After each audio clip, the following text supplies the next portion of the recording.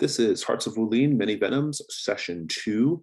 We are currently minus Fifth Raven. If Fifth Raven shows up, we will get him caught up on what's going on.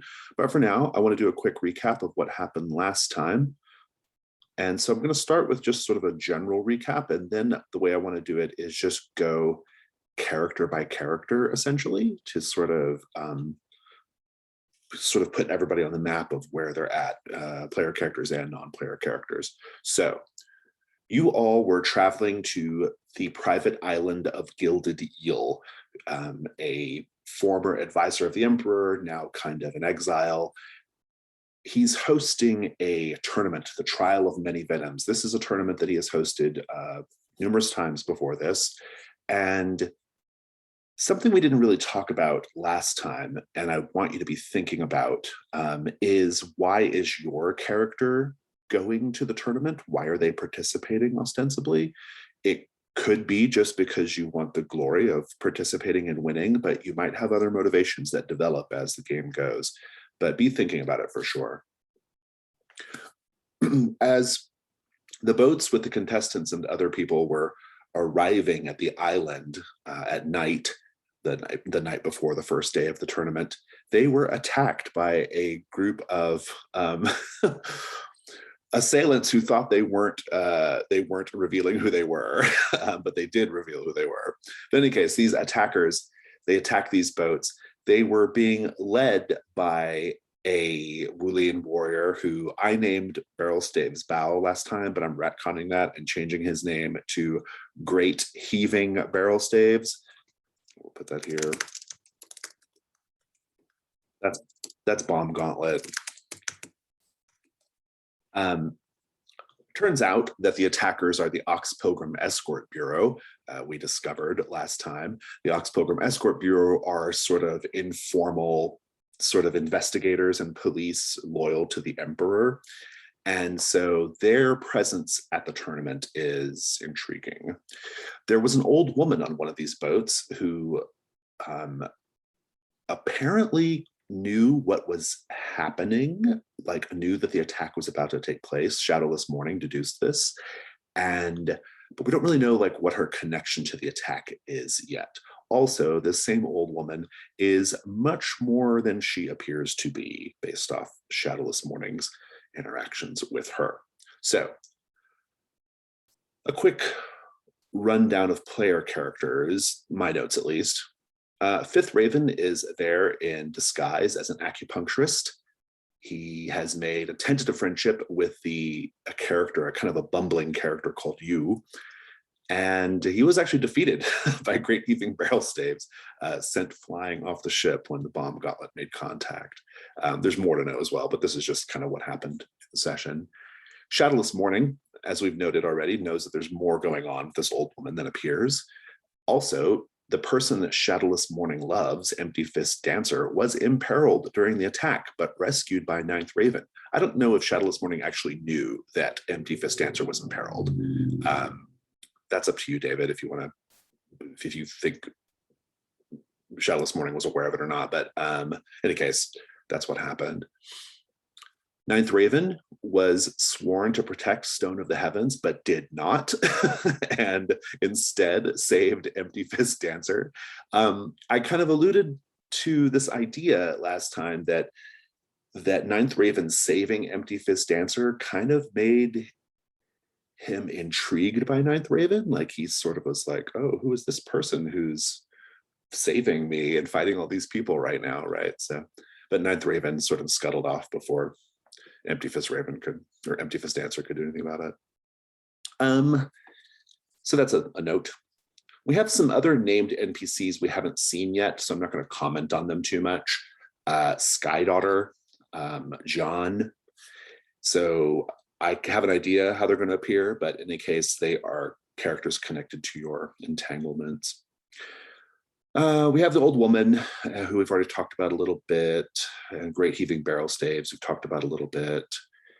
And then we have you, this kind of bumbling fool who was rescued essentially by Fifth Raven. Is there anything about your characters that you want us to be reminded of before we begin? I did tell, like, I got accused of like not protecting uh Stone of the Heavens by Shallow's Mooring, but I told him that uh I protected Empty Fist Dancer instead. So there was that. Yeah, that is an intriguing aspect because we know that Shadowless Morning has been is maybe in love with Empty Fist Dancer, but they've been overlooking them for I think we kind of just talked about why last time, but I don't quite recall, David, why you were overlooking Empty Fist Dancer.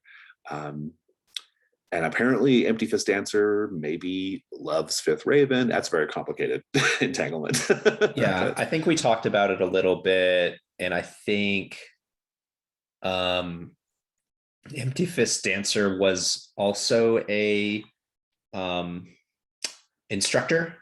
So she was teaching a different school. it's a And he. so oh, it's he. Yeah, Okay. ciao. I Oh, I thought it was on the ladies' names. don't think so. Let's But see. No, it's either not. way, either Oh, way, it's both. That's why. oh, well, that'll do it. Well, we've made him a Um, man, so okay. Well, also an instructor, but there was like impropriety about instructors being too closely associated or intimately associated with other instructors. right. That's very good. Okay, good. I'm super into it. Yeah. Anything else about the characters we need to be reminded of? I know that I do want to note here that we're going to be kicking off. We're essentially picking up with Stone of the Heavens right in the beginning, chasing down this person wearing a sort of silvery mask that Stone of the Heavens has been pretty much from the beginning of the game, kind of like wondering who that is. So, yeah. Yeah, I was kicked off a boat. That's what Stone of the Heavens did last. That was the crux of all of our drama last I got time. everyone else XP. It's true, you did. Very good. Okay, well, if there's nothing else, I think we're ready to go. I am sad we don't have Fifth Raven, but that's okay. Well, the good thing is Fifth Raven went flying off into the stratosphere, so no one has any reason to know where Fifth Raven is at this point. So I do want to pick up with that. Stone of the Heavens, you had described chasing down this person wearing the silvery mask. This person with the silvery mask seems to be kind of like watching the attack or watching kind of the people arriving from the boats. And once they realize that you are approaching them, they will turn and begin running deeper into the town in an attempt to get away from you. And so, do you give chase? Of course, I give chase. All right, well, let's give chase then. I think this is going to be a overcome move when you do something under pressure. Pick your style element and roll, or your element. Right. Any element you want. This to me seems like fire. It's very impulsive, and speed is of the essence. Fabulous. Roll +1. Oh, right. Use real dice in this game. That is a 9. A 9. Let's read it here. There's a complication. I may present you a worse outcome or a hard choice. It's going to be a worse outcome. You are going to catch up with this person, but by the time you catch up to them, they have backup. And so what this looks like is you're giving chase, and I think you just eventually corner them, right? Maybe you corner them like, up against maybe like into like they run a little bit past the town, maybe like into like some little bit of tree coverage, and they stop and they turn, and you realize now that their mask is silver and it's etched with a sort of image of a viper, kind of like serpentine snakes around the mask. And then a number of other people wearing similar masks, but the masks are gold, not silver. They all arrive on scene as well. But some of them have like scorpions or other venomous creatures on Okay. the masks, and they are going to attack you. What do you do? I will stand my ground. Absolutely. Go ahead and do deal with troops. When you fight a group of foes who are collectively below your scale, roll with your style element, assuming it's All right, available. that is Earth. Okay. Let me just hang on. I have to mess around a little bit and find a rolling surface in my very small college apartment. Okay.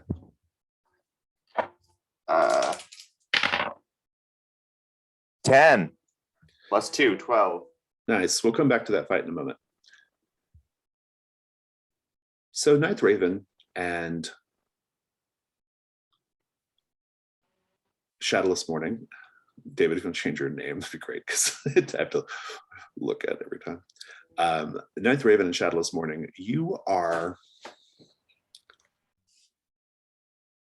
getting off the boats, having had this, that they were under attack, but the attack is done. And it's just like a crowd of people pressing into the shore, which is kind of right by this little town at the foot of the hill. At the top of the hill is where the tournament is, but that's later. And it's just a crush of people kind of like moving generally in one direction. Everyone will be going to a bar called the Azure Monkey. The Azure Monkey is a bar at an inn where the contestants and other people are staying during the tournament. And presumably you are staying there as well. You don't have to be, but in any case, that's where the crowd is kind of pressing forward. And I'm curious, Shadowless Morning, what are you doing right now? I think that Shadowless Morning doesn't like being in the crush. So any way that I can have just, at least like 2 feet of space. So I'm not just pushed up body to body against other people. Because that's how great wuxia masters stay to become great old wuxia masters, is not letting people get too close. Intriguing. Okay, you can be doing that. That's no problem. I think it's a little hard though, because every time you try to like move away from the crowd, some vendor or street hawker will will actually pick you out from the crowd because you're separate from the crowd and try to sell you something, like here's oysters, I've got plum sake, I've got this, I've got that. What are you doing? I think if they approach me, I have an easy smile and kind eyes, but I just kind of turn the eyes harsh, but I keep the smile to try and dissuade them. Mm-hmm. I think as you are across the crowd, you will see Empty Fist Dancer. I don't think he's close enough to where it's going to get inner conflict going. There's really nothing going on, but he will turn and he'll just he'll acknowledge you because you're your colleagues, right? He'll just kind of like give you a little a little salute, as it were. What do you do?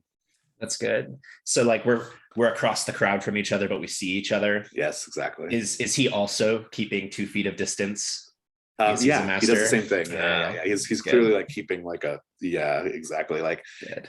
And yeah, but you also notice that he waves, and then you realize he's not waving at you. Oh no. You can turn around and notice that he's waving at Ninth Raven. Ninth Raven. No. Empty Fist Dancer is giving you a little wave. What do you do? Like, the only reason that I know of Empty Fist Dancer is because of Shadowless Morning, so I'm just very confused. Like, I wave back, but like as like a friendly, oh yes, I've seen you before. That's it. Very good. And I construe it as a relationship. Yes, of course you do. No. You can change your. So here's a good point. Here's a good place to mention. We're at the beginning of the session. So if you all want, you can change your entanglements if you wish, like change the nature of them if you feel the need to. You can also highlight different ones. So if you want to like focus on one more than the other, you can highlight a different one. But you can leave them the same as well. That's a good scene though. Stone of the Heavens. You are fighting these troops with the gold masks, and just give us a scene. What'd you roll on that? 10? Yeah, it was a 10. Yeah, so on a 10, you defeat them easily. Describe it. So Stone of the Heavens fighting style is with a very long staff. So it's very much designed for taking on groups of assailants, like on the road as a traveling monk. So they are just like doing all sorts of cool spin moves and catching blades and throwing groups of assailants at each other, and just sort of always maintaining that 6 feet of distance because the staff is very long, and always eyes locked on the ringleader in the silver mask. At the moment that you've dropped the last assailant, the ringleader speaks. It's a woman, and you recognize her voice. It's Jean. She says, "You shouldn't have come here, Stone of the Heavens. Get back on that boat and go." roll inner Was conflict, called please. Inner conflict. You called me here. Is inner conflict plus anything? It is, let's read it.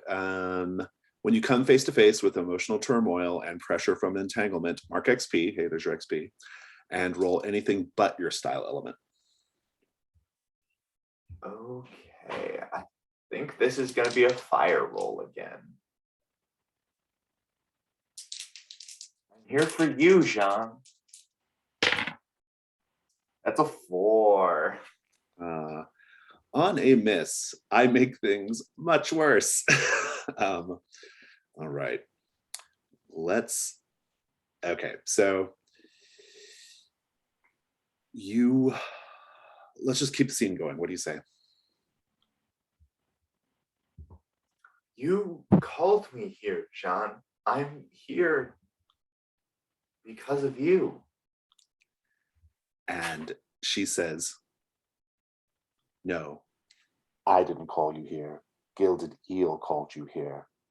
He says you're here to honor some sort of debt. Tell me what the debt is." I thought it was you. I thought he would demand a dowry. What? Why are you wearing that mask? She says, "I'm wearing this mask as an expression of my loyalty to Gilded Eel." Heartbreak. And I think, yeah, I have to make it worse, don't I? I mean, that is pretty bad, but I think it's going to be worse than that. She says, "I'm sorry it has to be this way, Stone of the Heavens." and just because I think it's funny, she jumps and gives you a swift kick in the chest, and you go flying. Oh, pain in my chest is not only from the kick. Oh. You go flying off a little ravine.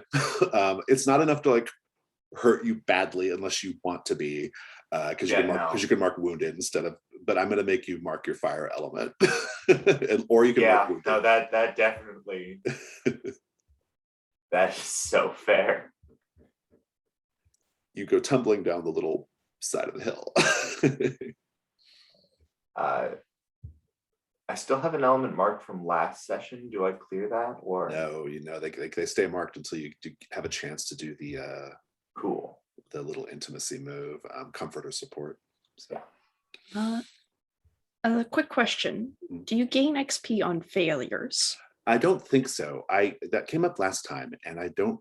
There's a little section for other moves, and it says you mark XP when you take a loss in a conflict, but that means like a fight, not a like just a encounter. I think that means like an actual fight, or if you roll inner conflict, or if you interact with your entanglements, or during a PC versus PC duel, essentially.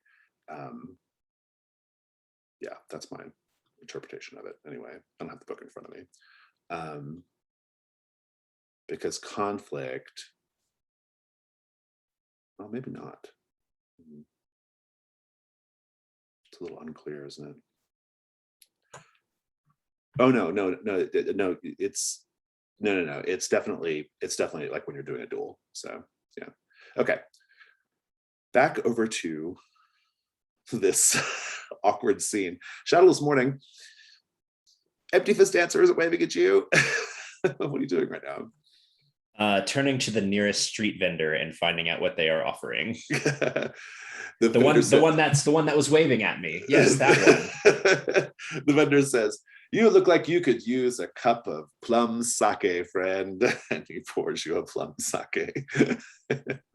or not sake. I think it would be like plum wine. Plum wine. Yeah, sake is a Japanese thing. Yeah, I think. Yeah. Although there could theoretically be Japanese vendors there, right? So, sure. But no, plum wine. Excellent. You know how to read a crowd, friend. I'll take it gratefully. And yeah. He says, "So are you here participating in the tournament?" Oh, only if I have to be. The plan is to observe, but I always end up getting entangled in these things one way or another. And I look around at Ninth and Fistless. Yeah, and I think the plum wine seller says, "Well, speaking of getting entangled in things, look at that poor fellow over there." And you'll see this man being surrounded by a group of angry-looking people in the crowd, and he's saying, I'm very, very sorry. I didn't mean to step on your foot. I'm a very, very clumsy person. I really meant you no harm." And he's surrounded by these people, and as he's like backing up, his elbow actually hits the guy behind him, just pops him, and that guy falls down unconscious. He's like, "Oh my gosh, I'm so sorry." And he another guy like rushes in, and this poor hapless person like trips on the guy that just fell and causes those two guys to trip over him, and they're down, and he's kind of getting up. He's like, "I better get out of here." But what do you do, Shadowless morning? I'm trying to discern if it's actually accidental or if he's one of these kinds of masters that seems to be hapless but is in fact very highly skilled. Sounds like you're doing study then. I think that's right. Go ahead and roll it.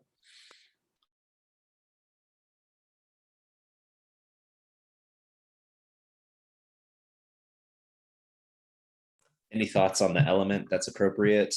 I mean, it's ultimately up to you based on how you think you're doing it, but maybe like awareness, or That sounds good. awareness seems the most reasonable. Yeah, it's an easy one for study. Yeah, awareness, and that gets the roll to a 9. You get one hold. Do you want to spend it now, or wait? Yeah, I'll give you basic information too. The basic information is, this person didn't intend to get jumped by these guys. He's not trying to prove anything. But yeah, do you want to spend the hold? Yes. I will ask a question about, I want to learn the person's scale. Oh, good.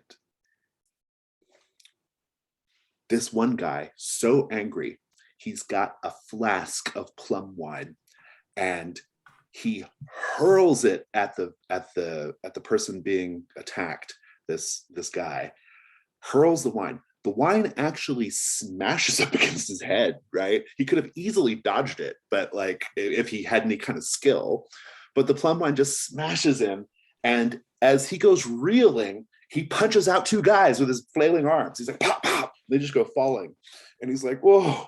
And then he like reels back, and he's on one leg. He's got one leg kicking wildly, and he kicks another guy and sends that guy flying. He's above your scale. Excellent. I look back at the plum wine merchant and I'm like, not everything is what it seems around here. What an interesting place. He says, indeed, indeed. And that old woman is there. She's just bought a glass and she says, indeed not, indeed not. And she keeps going up with the crowd. Ninth Raven, how are you feeling right now about this empty fist dancer situation? Well, it reminds me of something that I forgot about. Where's Stone of the Heavens again? Presently rolling down a hill. Yes, yes. But Ninth Raven doesn't know that and just realize, oh yeah, that's the guy that I saved when Stone of the Heavens took like a dip in like the water. And I haven't. I love this. Can I just say that this is a great lead-in for you seeing Stone of the Heavens going rolling down the hill presently? What do you do? I'm just uncertain about like what on earth is anything going on. And I'm going to go to Stone of the Heavens because like, well, he looks like he's in a bit of a rough shape right now, and I don't know what's going on. Let's just have the scene with the two of you. This is at the bottom of the hill, away from the crowd. I am lying in morose silence, not trying to get up. Where on earth did you go off to? And I offer you a hand to get back up. I take it. I pursued someone watching the attacks from the beach.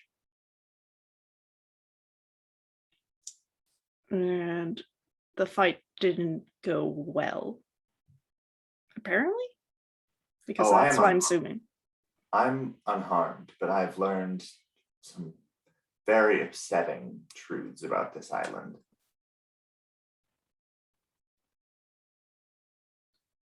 Do you take my hand?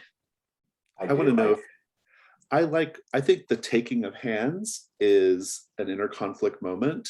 Yeah. Because you both are implicated in different ways with different entanglements. I want you both to roll it. Okay. Mark an XP and then pick your element and roll.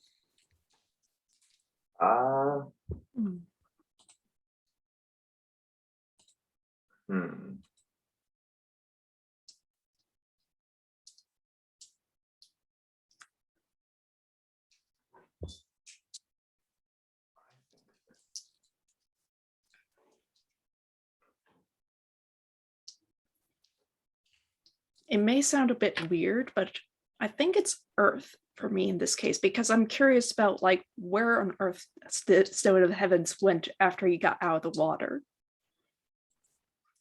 And I think this is Earth for me as well, because I'm like very much held to that.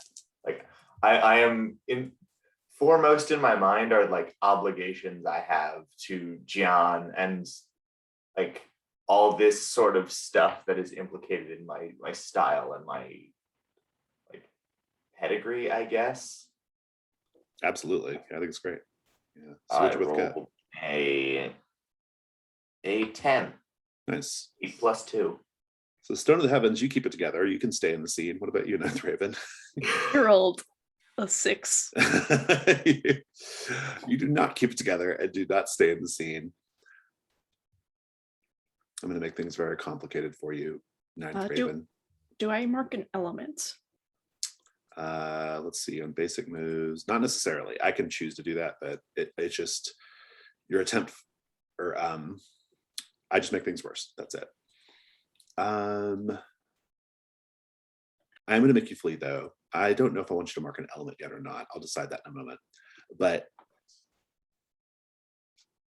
there is evidence, Ninth Raven, somewhere in this little scene. There is some sort of evidence that Sky Daughter, who you pine for, is on the island somewhere. What do you find that makes, what do you see just out of the side of your eye that makes you think Sky Daughter's here. Maybe it's something from her, some possession or something, you know, like a piece of cloth or something, whatever you think. Yeah, it's not directly, because typically Sky Daughter is where she's normally at is very far away from her, and her own personal wares don't typically end up here. But I'd see someone that's in an outfit that I know she has designed, with the particular thread work, the color. She's selling her wares on the island. Very good, very good. I would in fact like for you to mark Earth, and you also have to run away. So what does this look like?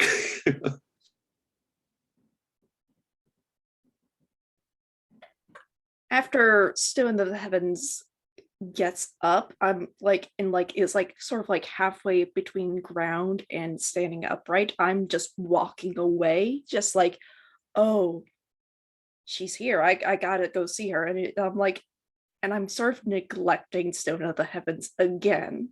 Oh, the camera is 100% focused on our hand, because you are like holding my hand at this point. I think it would be as soon as I'm on my feet, it just goes slack and slips away. I think it'd be amazing if Shadowless Morning spies Ninth Raven helping lift you up and then dropping you whenever Ninth Raven sees evidence of Sky Daughter. And so just as a little like, oh, there's still like something going on there. But in any case, it's neither here nor there. You run away there, right, Ninth Raven? Fantastic. Well, it's the start of the heavens. You're just there, left alone at the bottom of the hill. What do you do? I find that plum wine vendor. Very good, very good. So Shadowless Morning. Let's just fast forward a little bit. Actually, in the Shadowless Morning, I want to just have a little quick denouement to the scene of the person being attacked by that group of people. There's a really big guy like rushing towards them, and it's the last guy, and he goes, ah, and he like drops down and like he like turtles up like into a ball, you know, like Buster Bluth, and the guy trips over him and smashes his head against a railing and is knocked out. Very good. So what do you do at this point? I think I want to find that guy later on, but I think I did see this whole Ninth Raven and Stone of the Heavens situation. It seems like Ninth Raven is kind of really out of sorts. Like there's lots of things going on around Ninth Raven, and I want to just go check on Ninth Raven to see if they're all right. Let's just have that scene. You can catch up with Ninth Raven in the crowd. Go for it. Yeah. So I think I approach it and try and get Ninth Raven's attention without touching, because it seems like you might be a little out of sorts, and that might not be a good idea. Yeah, like I'm very distracted, look very uncomfortable, but I do see you at this point. Shallowest Morning. Yes, Ninth Raven, and I give a little bow, and I gesture over here to like just underneath one of these awnings, but taking like 2 steps back into the spot that's just under the awning dampens the noise of the crowd, so we can almost have this private, at normal volume conversation instead of kind of shouting to one another. Yeah. A lot has happened in just a short time. We were on a boat, we were attacked. It seems that everybody is here, and well, I just wanted to see if there was anything that you needed before things got crazy once again.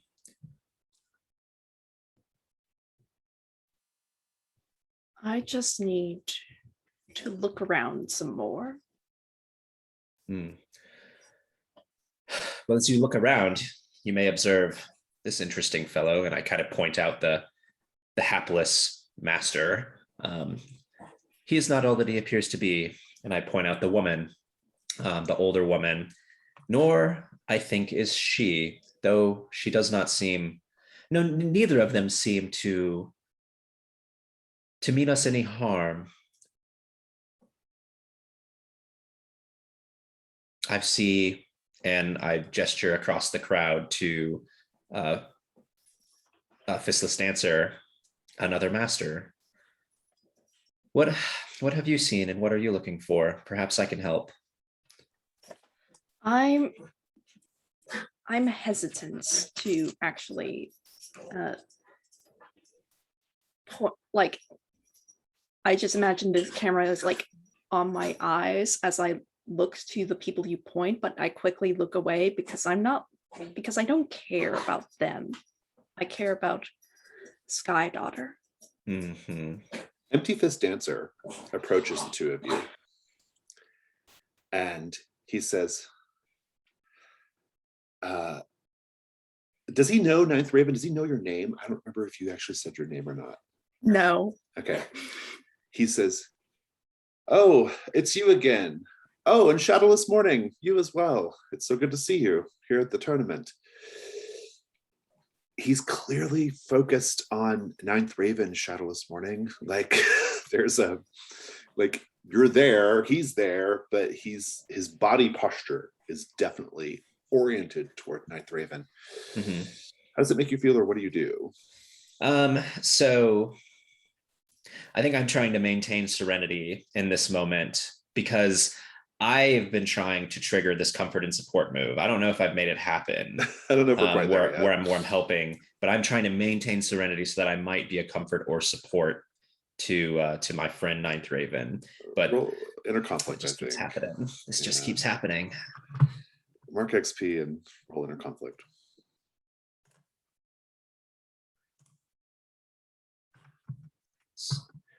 Okay, so inner conflict, anything but the style element.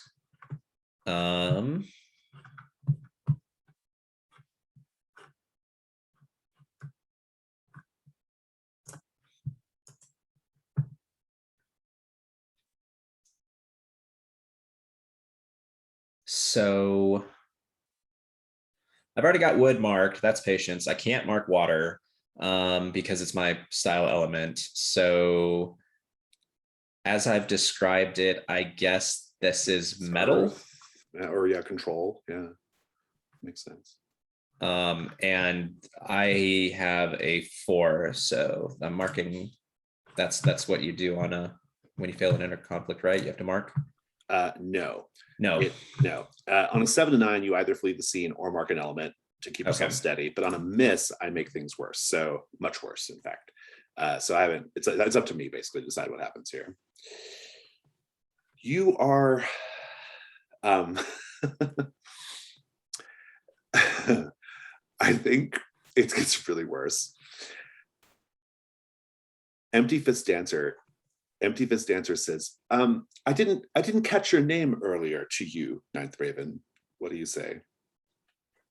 I am merely the Ninth Raven, and I'm just trying to look around this person because Yeah, I don't really care about them. Like, I don't. Right. He's just like, okay, this is some random dude that Shadowless Morning likes. I don't exactly know what the relationship there is, but like okay, like he'll talk to Shadowless Morning, not me. Like, what are you so interested in me for? He says, I never got a chance to thank you for helping me back there. You certainly have availed yourself very well, and you showed that you have incredible martial talent. Had the assailants not caught me by surprise, I probably wouldn't have even required your help, but I'm glad I did. I'm glad I was able to watch you fight.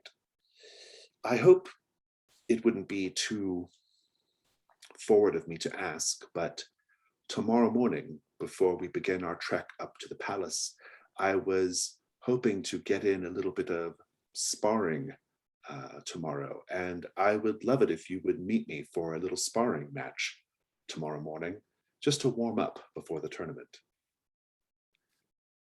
Oh, all right then. And like like if it's not too like, I imagine like I say this nonchalantly because like Ninth Raven doesn't strike me as a person that's currently very socially apt right now, but Shadowless Morning can take what I say anyway. Shadowless Morning, how's this going for you? I mean, I guess you kind of you tell me, is it going well? Am I maintaining serenity? Do I have I mean, I just do I think that even- you've been kind of just moved out of the scene basically between the two of them at this point. Yeah, there's just you're just kind of cut off, I think. But I'm curious how you react. I'll give you you can control how you react, but Okay. Well, my aim was to maintain serenity. And I think I'm doing that, but at the cost of like having to feign disinterest. Like I'm having to like look around and like I can't even like engage with this conversation. Like I've been listening, but I have. yeah, I think that's really good. And I think as a I'm going to make you mark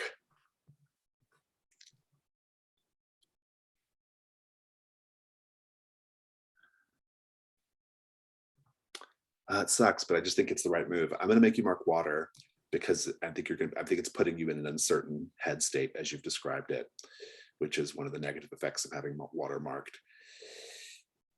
Got to deal with that or you can't fight. So, but that's where we're at presently. Let's go to Stone of the Heavens. Stone of the Heavens, where are you at right now? What are you doing? Are you going up to the Azure Monkey? We can fast forward to the Azure Monkey whenever you all want. So, Yeah, I think I am now on my way to the sake event. I was like, wait, I'm a monk. There are better things for me to be doing, and I will resolve to meet this gilded eel person and demand answers. well, you'll get to meet Gilded Eel tomorrow because he hosts the tournament. So that's Well, not too much nothing trouble. for it than to pal around with the rest of the combatants. And the plum wine vendor is surprisingly busy as sort of bullies nursing their wounds go to grab plum wine, people nursing their hearts grabbing plum wine. He's doing a brisk business right now, Stone of the Heavens. The crowd will eventually, I mean, you all eventually arrive at the Azure Monkey. You'll be pushed along, if nothing else. And the Azure Monkey is an interesting space because it's an inn and a tavern. It's very tall, so it has like 5 stories, but it's a very tall, like octagonal shaped building. And so the whole like middle portion of it is completely open and you can just stand on the balcony and look down into the main drinking hall area. And then all the rooms are along the sides on each floor. And so everyone's just kind of like, getting their rooms and getting room arrangements. Some people don't have rooms yet, so they're maybe like trying to arrange for for a spot in the stables, that kind of thing. So you can be at the Azure Raven whenever you want. But Stone of the Heavens, what again are you doing? Are you going up the hill to go find Jian, or are you waiting till tomorrow? I will wait.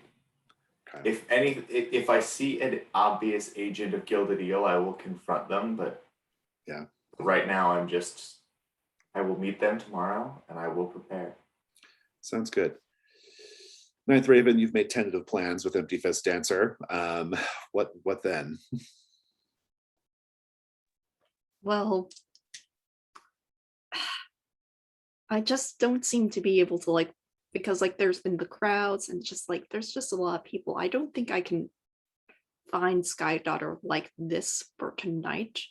So I'm going to head towards the Azure Monkey. Shadowless Morning? Unless Ninth Raven wants to confide in me that who she's looking for and I help her look or help them look, then I guess I will probably be retiring for the evening. What do you think, Ninth Raven?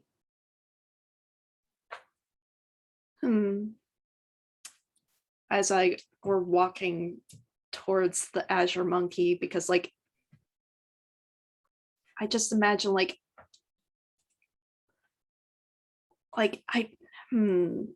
empty Look at fist in. that. Look at that person there. Their robe. I've never seen a color quite like it. Oh, it's certainly a style that I've seen before. Truly. Truly, I know the tailor. Well, they must be present here then. Yes, it'd be very fortuitous if you were to meet her. Oh? And is this an acquaintance that you would like to meet as well? Sure. After all, I saw that. Who was it again? Empty Fist Dancer. Like, you met them, and I suppose you would want to meet them again.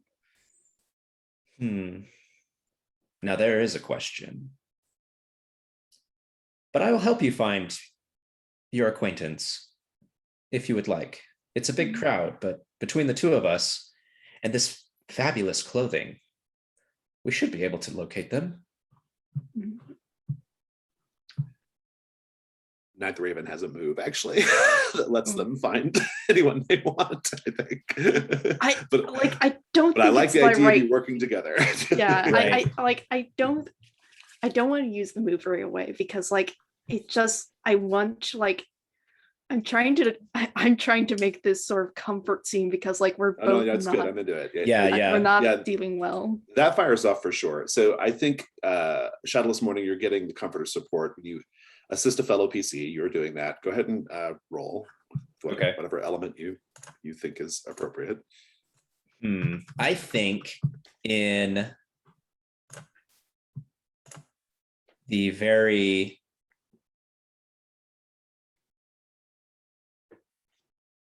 I think in his own way, this is fire. This is passion. Let's see how the roll goes. 7. Very good. On a hit, you lift them up. They may choose to give you a bond with them, or they can clear a marked element. You don't get to clear one though. only Night the Raven does. It's an or thing. Yeah, you can either give Shadowless Morning a bond with you, or you can clear one of your marked elements. I already have a bond with Shadowless Morning, so I can get my move to mark off with him. So that's not a big deal. I'll mark off an element, and I'm going to get rid of the marked water because I think this makes me certain in my beliefs, if that makes sense. Because I'm still pretty obsessive over Sky Daughter. Yeah, definitely. I love it. Let's take a 5-minute break and we'll come back and continue. So as we pick back up, I want to point out that comfort and support is not the only way to unmark your elements. You can also just have a sort of montage scene where you show how you're clearing or getting your element back. So if you want to do that as well, that's another thing for anyone who's looking to clear some elements that are marked. So let's fast forward to the Azure Monkey. The ground floor, the entry floor, has it's huge and has just a riot of people, lots of long tables and people all around them, playing dicing games and drinking and all that kind of stuff. The bar is interesting because it's octagonal shaped and there's an entrance at every face. So people are just pouring in, right?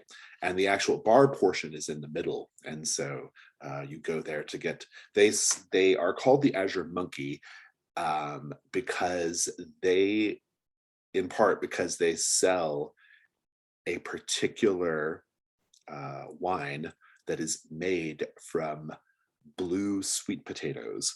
So they have these blue sweet potato wine. It has a very interesting blue color, and there's a monkey at the bar that is always like drinking a flagon of this blue sweet potato wine. And it's what they're known for. It's actually quite disgusting, but nevertheless, it's a novelty. And by the time you make it to the Azure Monkey, you usually don't care what it tastes like because you probably got a lot of plum wine in you at that point. In any case, people are pouring in. Let's have a little paint the scene here for everyone. Please tell me.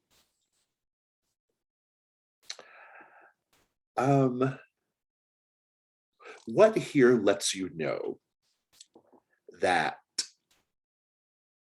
there is perhaps some illegal side businesses going on at the Azure Monkey? Something that you pick up on that makes you think this place is not entirely not just a cellar of rooms and wine.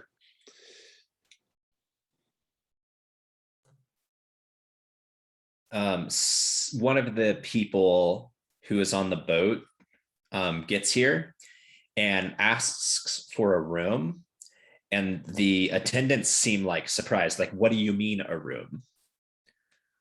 And then they're like, like to sleep in, and they're like, oh yeah, and then like sorts that out. Very good, very good.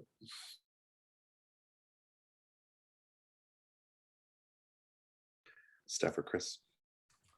I will say that, sorry, no, you go first. Okay.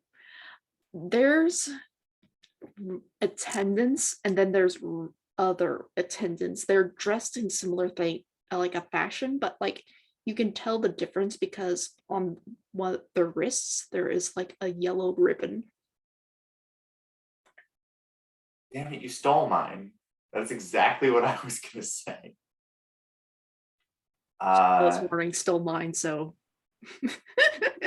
I will. Okay, here's what I will say. I will say that, like, in theory, all of these, like, this is an octagon with an open roof. You should be able to see everything at all. But the fourth floor doesn't apparently, like, there are only 3 balconies, and they're spaced in such a way that you can tell that the fourth floor doesn't have one.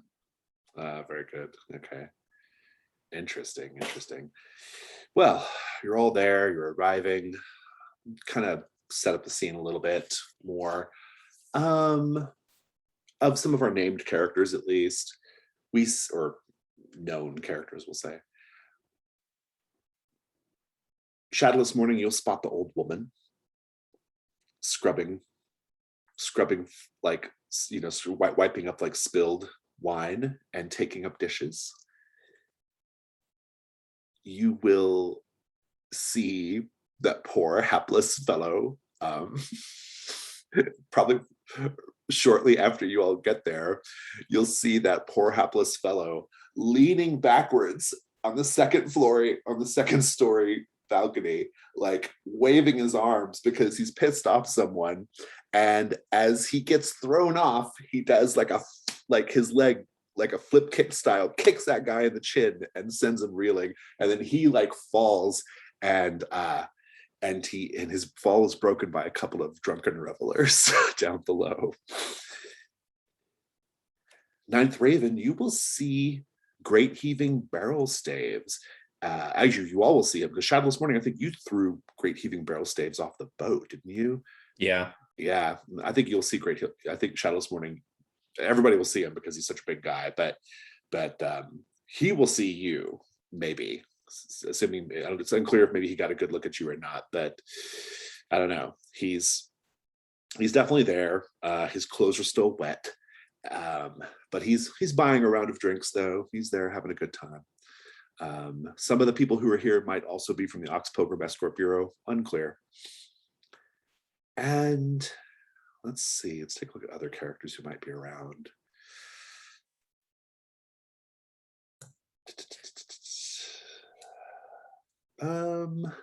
Yeah, I think that's maybe who we see for now. So we'll just start with Shadowless Morning. What do you do? Do we see anyone else in this signature color cut of cloth that we you're were looking kind of for keeping an eye out for? Customers of Sky Daughter. Mhm. Yeah, Or Sky Daughter herself. Yeah, do a study. Let's see. I don't know. Okay.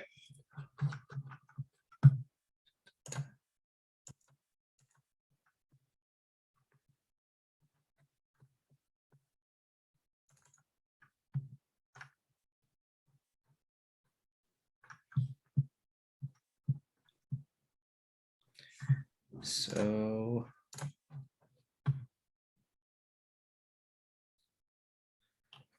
I think Earth is what's happening here. Focus, maybe. 8.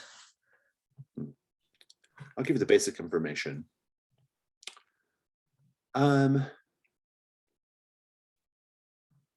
Yes, you will see a group of people arriving wearing that brilliant, those brilliant colors that Sky Daughter is known for. They're arriving through one entrance, and they're actually showing off to each other, like with things they've just bought. So that's the basic info. Cool. I would like to learn about a person where they got it. Okay, sure. Yeah. You can pick up on that very, very easily. One of them will say, well, yes, it's one of the boats that just pulled in. I guess they were ready to get going with their trade, and they're like, well, I think it's beautiful. I would love to go take a look. And so, yeah, that's kind of general idea. Ninth Raven, what are you up to?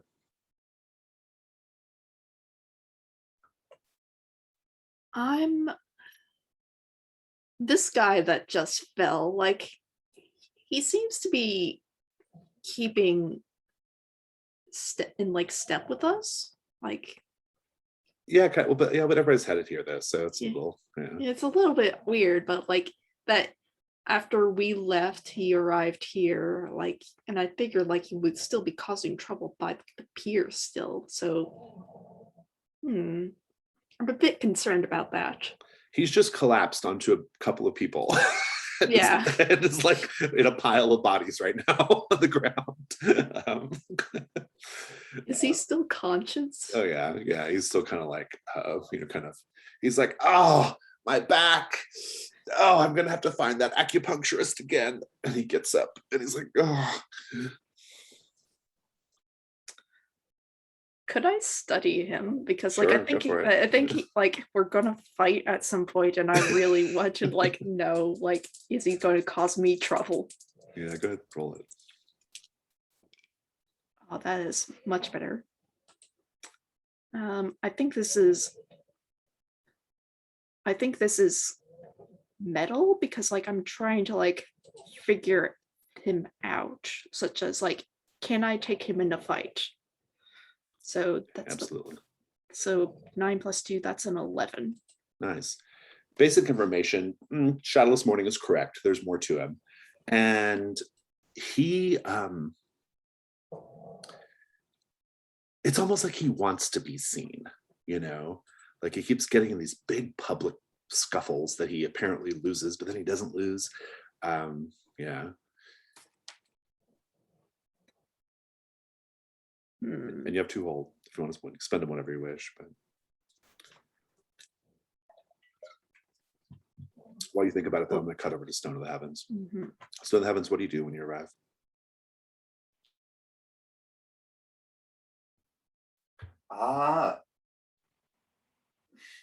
See, I have no one to approach. I was kicked off a boat. Well, how about this? I guess I'll go up to Ninth Raven or Shadowless Morning. Yeah, of course. I mean, yeah, you haven't talked Shadowless Morning yet, so that kind of makes sense. Maybe have the scene with Shadowless Morning. Sounds good. Oh, I know exactly what this is. Okay. Go for it. Teacher. Stone of the Heavens. How do you fare? I am worse than when we landed, I shall say. You do look a bit bedraggled. Your clothes seem as though you've seen water and then earth, but I don't see too many bruises. Oh This no, feels I'm, like I'm this feels like shade. Are you shading him right now? Because this could invoke the inner conflict if you're kind of disapproving, I think. I think I'm kind of messing with my entanglement with him to assess if he has some kind of hidden power that he's not revealing to me. I don't know if we've hit that yet, but I definitely feel like I kind of feel like probably Stone of the Heavens is firing off because you're like, you look beat up and dirty. Right? Like, yeah. Right. Oh, no, this is You look like you've been in a fight, but you don't look like you got hurt, is kind of the yeah, that's shade. yeah, no, that's definitely shade because I'm walking up to you like for help with like a nice look on my face. And you're like, you look like shit. Roll inner conflict, Stone of the Heavens. All right. With any element other than my style element. So I will roll with water, which I have at 0. I'm looking for a second, and that's a 5. Damn. Mark your Guess I XP wanna- because you get XP. Mark your XP, mark water as well. And I'm Thanks. just going to interrupt the scene essentially. Everybody goes quiet. There's like a raucous noise, and then it goes hub up, right? Because one of the grandmasters has walked into the Azure Monkey. The tournament is sort of co-hosted by grandmasters, and one of them is here among you. You all know him. This is Master Snow. He wears pristine white Wulin martial garb, long white beard, long flowing white hair, and he's elderly, but he walks very upright and very gracefully. And everyone's like, Master Snow, you know. And he says, I certainly do not want to interrupt the evening's revelry. And I've been told by Gilded Eel that I have to wait until tomorrow to test my mettle against, or to test some of your mettle. But I heard the noise coming down the hill, and I had to have a look. A proposition. If anyone here will face me one-on-one right now, and who can hold their own, you certainly won't win, but if you can hold your own, I will buy a round of drinks for everyone in the tavern, and you will be a hero. Who would like to accept this challenge? Shadowless Morning can't, sadly. I can though, because I have a move that lets me use a different element. Oh, very good. So you can then. Good. Yeah. But do any of the other two of you want to as well? I would like to spend my hold right now. Okay, to do what? What's the scale of this guy? He's 2 higher than you. Oh God. Like he said, you won't win.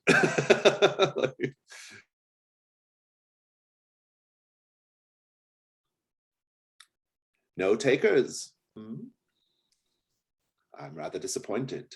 I even see 2 masters here. 2 lower order masters, of course, but that's nothing to be ashamed of. Perhaps we should put on a display.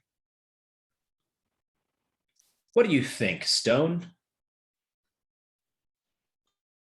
I think I would be honored to Let's face the master, or I'll raise my hand and say, Grandmaster Snow. Teacher Shadowless Morning. Perhaps you would consider fighting with myself and this student. We can make a show of it at least. 2-on-1. Interesting. Sure, why not? And he says, I think you have a lot to lose here, though, Shadowless Morning, considering that your student is the other combatant. If I defeat you both, what will that say about your respective fighting styles? Oh, not concerned about losing even the two of us to a grandmaster such as yourself. Very well then. If you can hold your own, my offer stands. Who would like to go first? Or is this a two at one time sort of thing? How would you prefer it? Why don't we have the student as a warm-up and then the teacher as the main event, as it were? Stone of the Heavens, is this agreeable to you? Of course. Yes. Get into your fighting stance, boy. I won't make this too painful for you. Okay. I do not automatically lose. Ah, do you have a move? Yeah, it's Hopeful Apprentice. When you battle someone above your scale, you do not lose immediately. You may mark any element to keep your clearly superior foe busy. Busy, good. This gives This others breathing room to perform other actions. Oh, I got it. This is good. So what do we think? Is there like a little tag team situation going here? I think there might be. That is my fourth element marked, though. Right. So if you get into this and then I help you and the roll goes okay, you should be able to unmark an element. Yes. Hopefully. Intriguing. All right. So this is Hopeful Apprentice. You have to prove yourself. Okay. When you battle someone above your scale, you do not lose immediately. You may mark any element to keep your foe busy. Got it. This gives others breathing room. Wood. Okay. So then you're basically setting up Shadowless Morning to have a better result here, right? So what I will do is like lead him. I will try my best to sort of keep him off balance, and like I obviously can't win, but I want to see as many of his techniques as possible. So I will be rolling with like as many fighting styles and moves that I've just seen other people use. Oh, I like it. This is good. I think what we'll do here, we have a move that can help us here. There's a move called, where's that? It's in the other moves tab. It's called New Technique. And I think wait,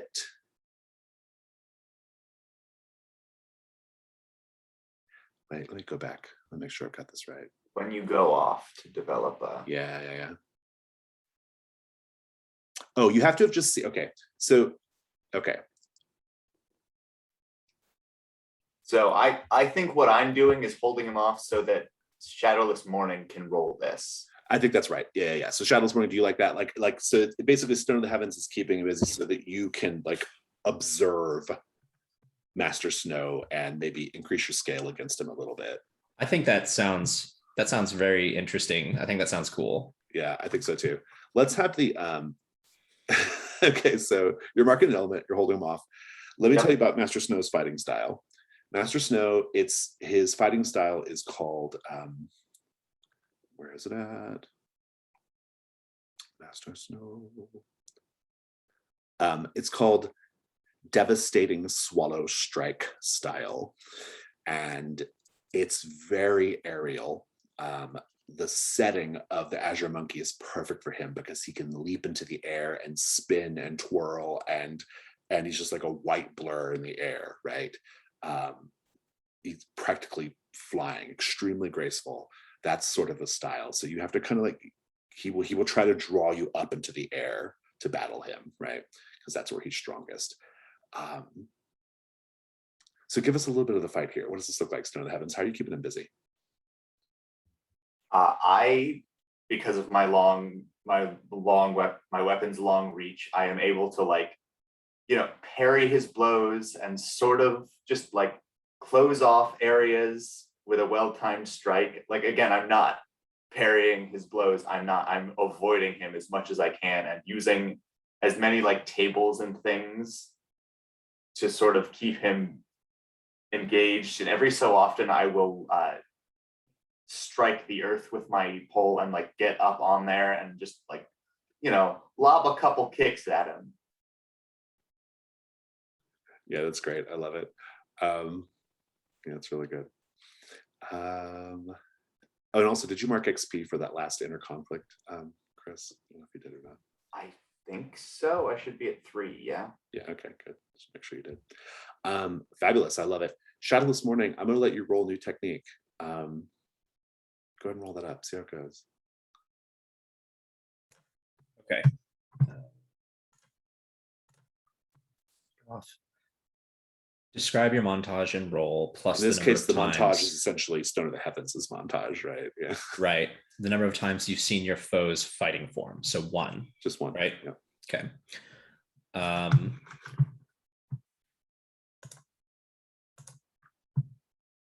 Okay.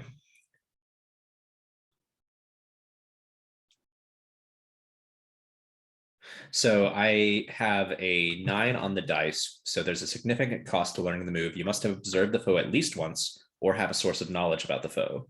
Mhm. We have both of those. Yeah. Some foes may require additional actions or preparations to fully match or exceed their scale. Okay. On a hit, you gain a scale against your foe. Okay. So I think we just roll with this. So he's now just 1 higher than you rather than 2. But you're getting better. Like you're learning more. Tell me what you're figuring out about Master Snow's style. Just that it's aerial based, and I can develop something to deal with that it's the fact that it's aerial based and that it's not good to encounter him in the air. Like that's a mistake. I love it. The fight is going not well, Stone of the Heavens, but you are at least keeping him busy, and sort of like jumping from that. I imagine it's like you're kind of jumping from railing to railing, and spinning and dodging and all this other stuff, and eventually you land on a balcony where there's a window behind you, and he lands on the railing of that balcony. This is like on the 3rd story. And the crowd is really into it. They're super into it. Everyone's like, yeah. They're like cheering you on, Stone of the Heavens.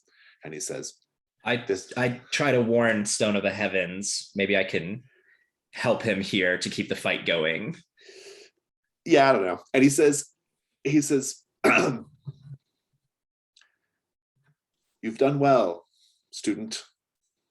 Your student has done well, Shadowless Morning, to keep me busy, to make it a bit of a show. I shall honor the agreement to buy the drinks. But I'm afraid I must decisively win the battle.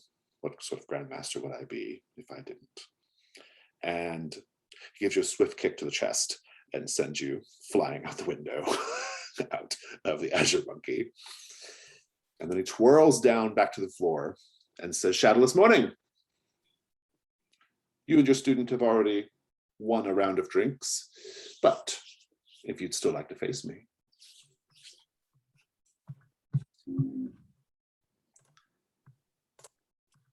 Let me see.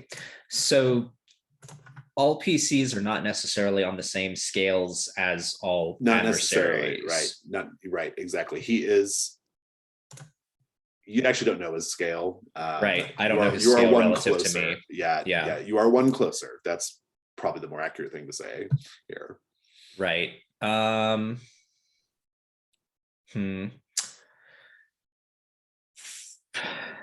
Do I have enough time to study him here to determine this scale, or is it duel or nothing? Okay, Go for it, then I'll try and study him to see how this would go. Size him up, yeah.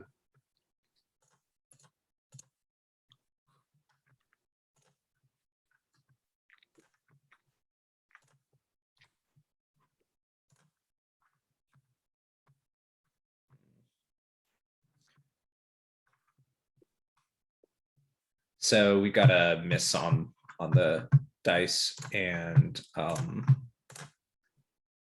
we will be rolling with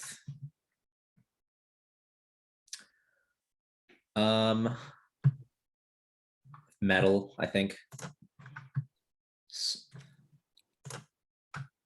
I'm yeah, going to it's a just 6. I'm going to just confirm what I alluded to earlier. He's still higher scale than you, but it's Okay. but it's not necessarily. I think the reason why he's higher scale than you probably has less to do with skill and more to do with. I think it's more to do with like standing, if this makes sense. He is just a bigger deal than you. And I think that, I mean, it's essentially like intimidation, right? Mhm. And so you may not be able to learn a new technique to even the scale. It might be more of an emotional thing you have to do to even it up, right? Like some kind of coming to terms with something or something else. But I'm curious how you're responding right now to the challenge. I came here to observe Grandmaster Snow, and I have observed a wonderful bout with a student. Perhaps everyone will be satisfied with their one drink tonight. And I kind of read the room. Everyone's like, oh. 9-3, what are you doing right now? I would like to spend my second hold. I don't think normally I would spend it on this, but however, in this case, I'm very curious. What is Shadowless Morning's like intent of getting his student to fight this Grandmaster rather than himself? Oh, good. Yeah. So the question's to me. Yep. I'm trying to see if he's hiding some power from me. So getting him in a conflict with a Grandmaster might reveal that. He did pretty well. I don't know if he's revealed his true power to me yet, though. Speaking of Stone of the Heavens, you're flying on third story window, and you land like boom into a cart being dragged across the street. It's a soft landing because you land on a bunch of like fibers, cloth, cotton, and things like that. And the person driving the cart looks over, and an old man, he says, and just like keeps going. What color and cut are the cloth? Yeah, Well, hang on. Well, he'll say, I'm taking this to the dyer for a very, very insistent customer. And he says, do you need to change your colors, sir? I think you know what I'll do? I'll just like stick up a go ahead hand sign, like a yes. Very good. The cart just goes. It does stop though. And you hear a woman talking to the man who's driving the carriage or the cart. And she says, good, splendid. I've just talked to the fabric dyer. He says he can certainly work on getting me some, some more of that bright, vivid blue cloth. Thank you for making the delivery at this time of night. I just want to take advantage, while I can. And man says, no problem, certainly. He says, you're paying me, so, and she says, well, good. Well, I think he's meeting us down on the docks, so why don't we just go there? And then they're going off. Stone of the Heavens, have you made yourself known yet? Or are you still just laying? I think I have. I guess I'll just roll out. Hello, are you?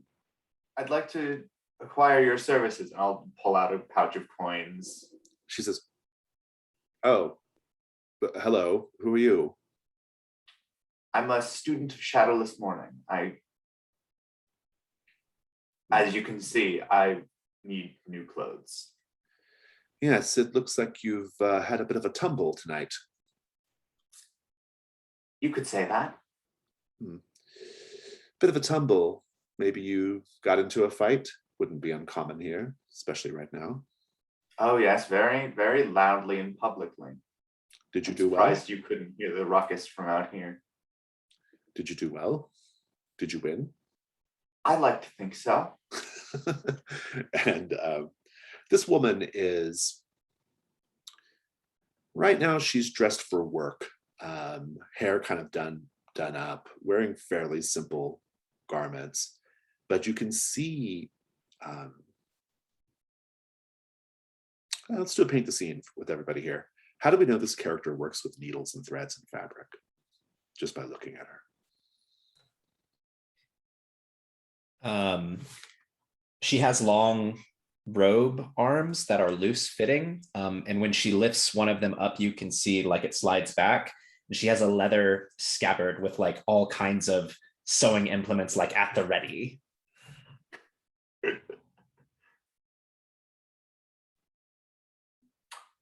Her outfit is a patchwork, but like a very fine, deliberate sort of rainbow patchwork of all these fine cloths.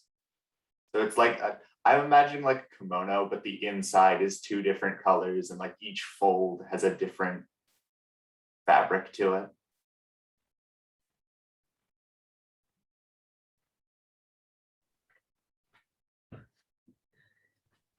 It's less to do with what's on her, but rather what her current room setup is like. It's being like things are being delivered, and she's been storing not only like her own basic living things there, but rather her work things as well. There's like a loom and that sort of thing. As she's talking to you, Stone of the Heavens, she'll help you out of the cart, and maybe you can just walk down to the docks, or the rest of the way to where she's set up. She says, "Can I ask you a question?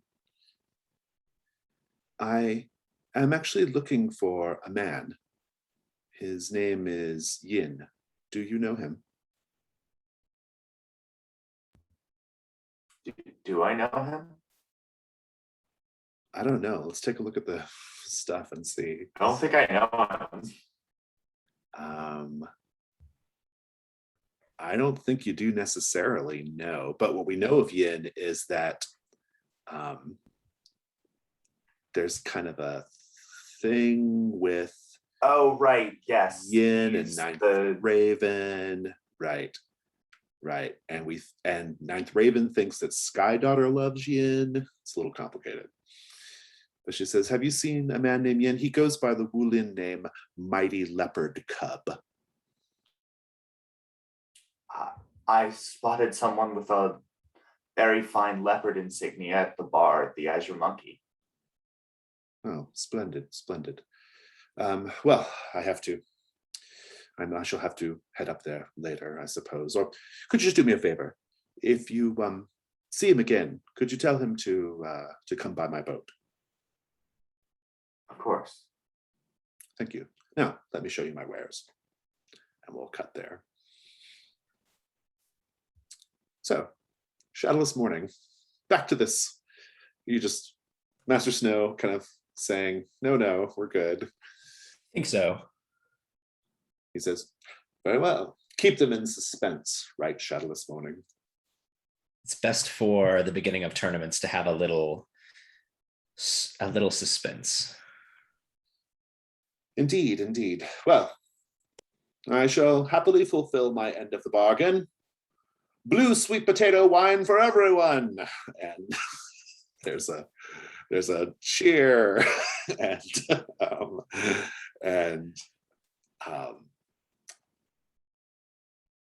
Yeah, good. While this is going on, as he's walking out, The bumbling man bumps into him. Boom. And he's like, ugh. And he looks at the bumbling man and gives him a sly look. The bumbling man gives him a sly look back. And then they go their separate ways. So, is there anything else anybody wants to do for the rest of this nighttime period, or shall we advance to the next day? I think I will try and find Stone of the Heaven and help him get a little more centered before the fight tomorrow. So I'd be looking for him and seeking a waterfall to sit under and meditate. Nice, I love it. We might come back to that in a moment. Oh, it looks like Chris stepped away. We'll catch Chris up in a minute. Ninth Raven, is there anything you want to do for the rest of the night?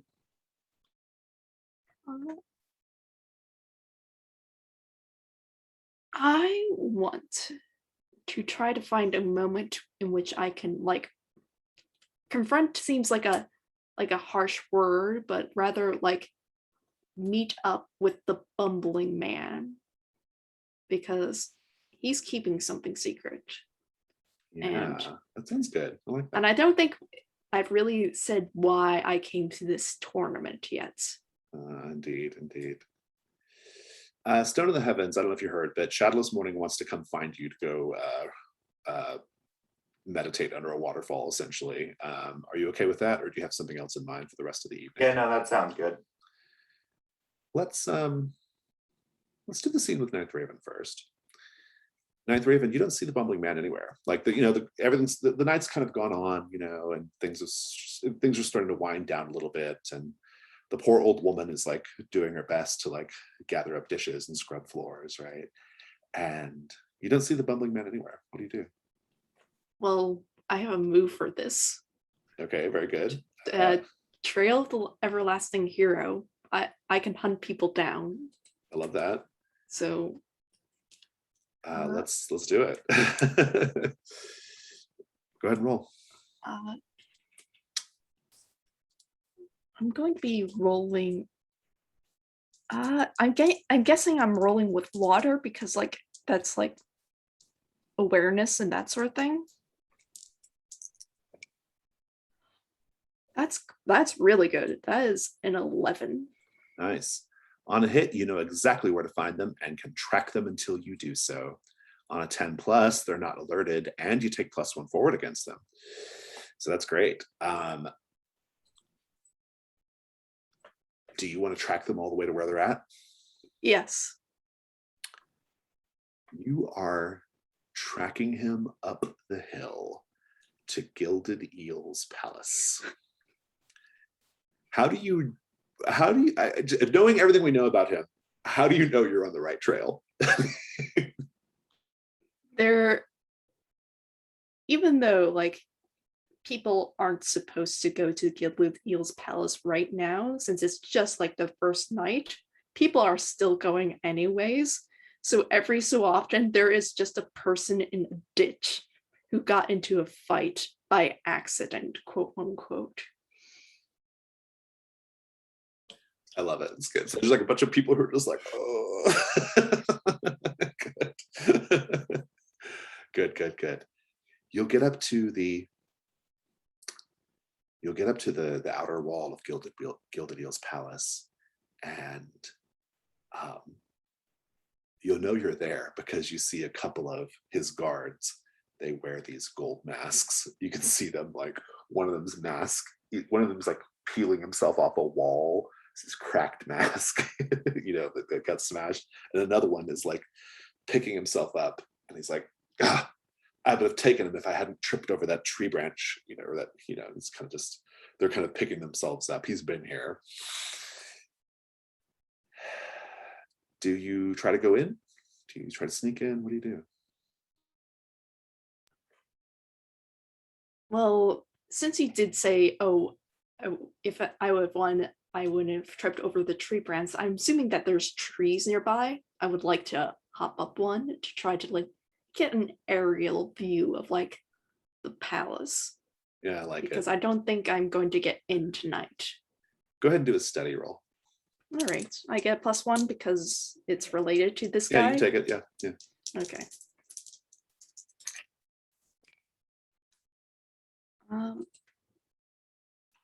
That is just a 7. Basic information. We'll come back to that. We'll come back to the whole scene in a moment. Let's go to Shadowless Morning and Stone of the Heavens. So frame up the scene, David. What's going on here? So I think that it's always a point to meditate before a fight or a tournament. But I am bringing Stone of the Heavens to a waterfall to meditate because normally we meditate in quiet places, but here he needs to be able to find his inner peace and be able to combat in the middle of a roaring crowd. So he needs to get used to that. So he needs to practice meditating near a loud waterfall. So I'm trying to help him prepare. I'm trying to, like, it's supposed, like, meditating should become easy, but it might come harder here. So I'm trying to help him in any way that I can, find that way to have inner peace in the midst of this loud.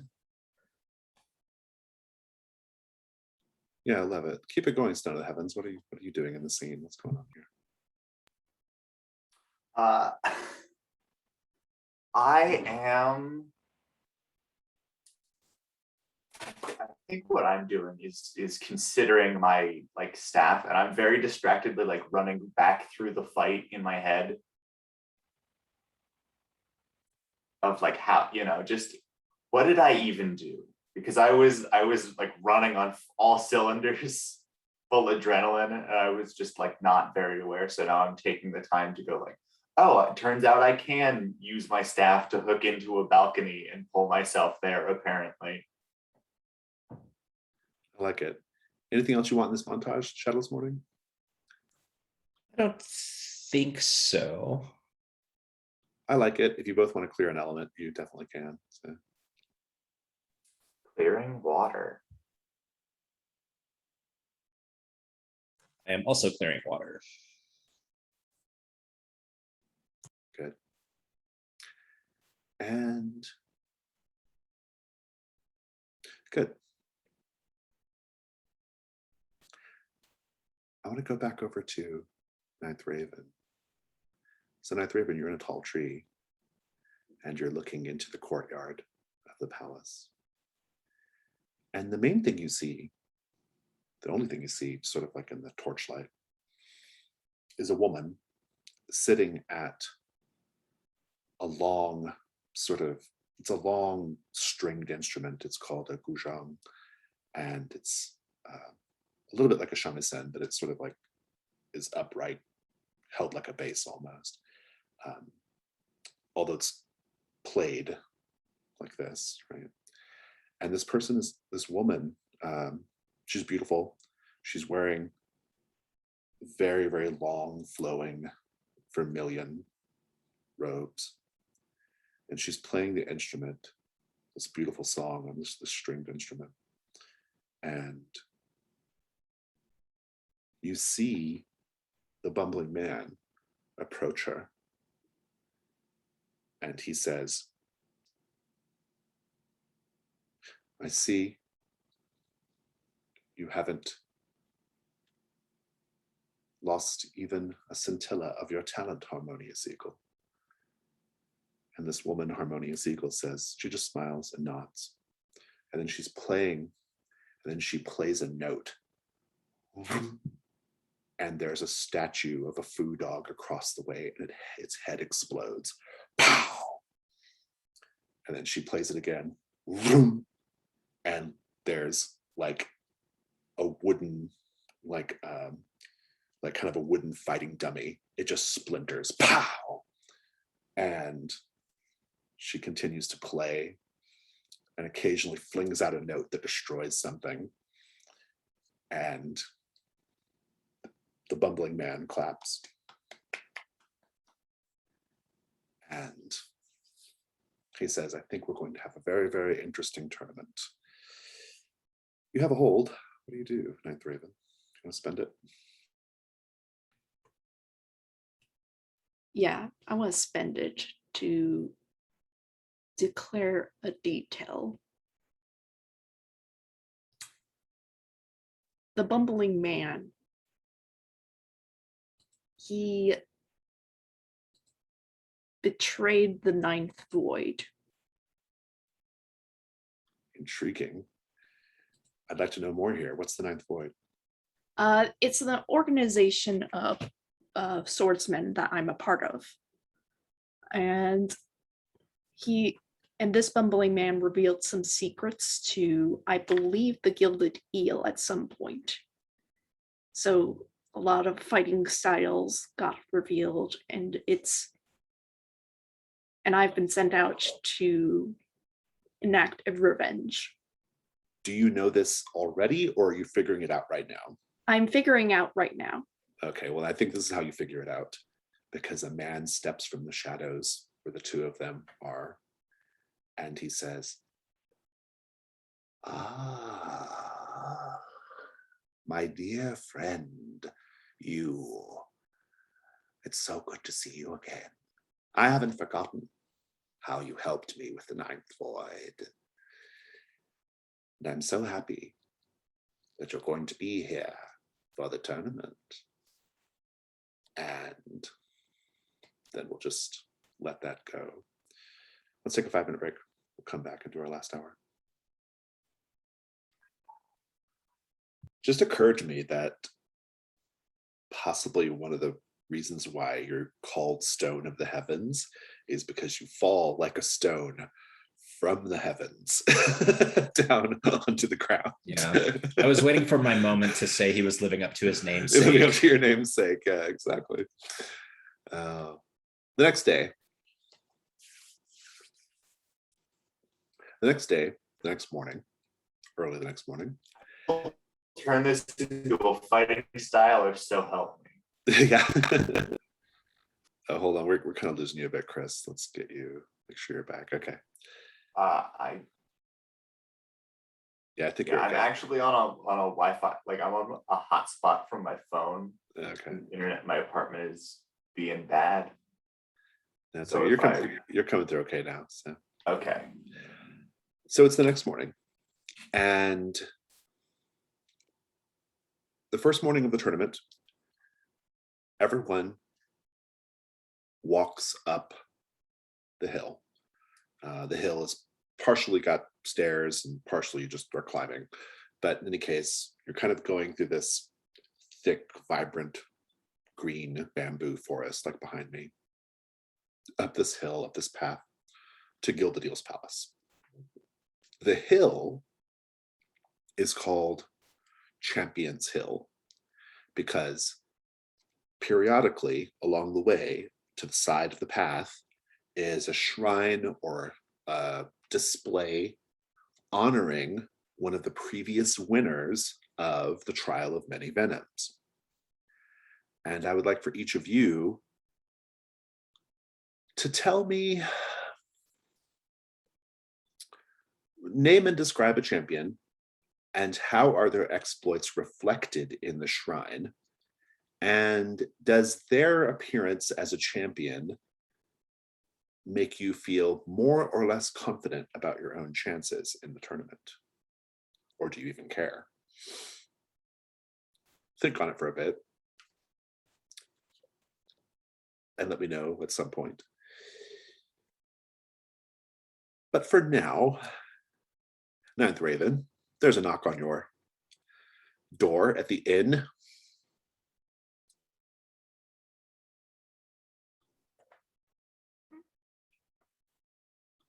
I'm a bit suspicious. You don't get this far without being a bit cautious. Ninth Raven, it's Empty Fist Dancer. I wanted to see if you wanted to take me up on that Oh, offer oh of a God. sparring match. Oh, all right. I will open the door. Says, good. I promise I'll go easy on you. That is fair. can't really use my weapon of choice without horribly injuring you. He says, well, it's okay. Please bring it. My particular style, the empty fist style, requires, indeed, well, maybe not requires, but is best when the opponent is armed. All right, then. I imagine this is taking place outside. Yeah, it'll probably take place, like, I think there's like a backyard behind the tavern, maybe, right? Sort of back, kind of abuts the forest. And he'll say, I just wanted to get a feel for your fighting style one-on-one. I watched it, but it was a bit dark, and I want to know more. He has no weapon. Well, he's the empty fist dancer, so of course. And what's your weapon? It's a blade. It's and it looks like the actual scabbard itself it's made out of multiple pieces that's been tied together by 9 strings. He will get into a fighting stance, and that's the invitation for the sparring to begin. I take a few steps forward, judging, seeing if like he takes any movement, or does he stay perfectly still? He stays fairly still. He's very focused. After a few moments of just pacing for me, I will strike. Let's do a duel. All right. So he's above your scale. Yeah, kind of figured that. So when you fight against a worthy foe, you roll your style element. If your scale is below your foes, you lose. But on a hit, you at least get to declare how you lose. So go ahead and roll. All right. I get to add my fire. Ooh, that's fantastic. That's an 11. You will get to declare how you lose, and you don't have to mark your you don't have to mark your element. And you also get an XP as well, because you lost a conflict.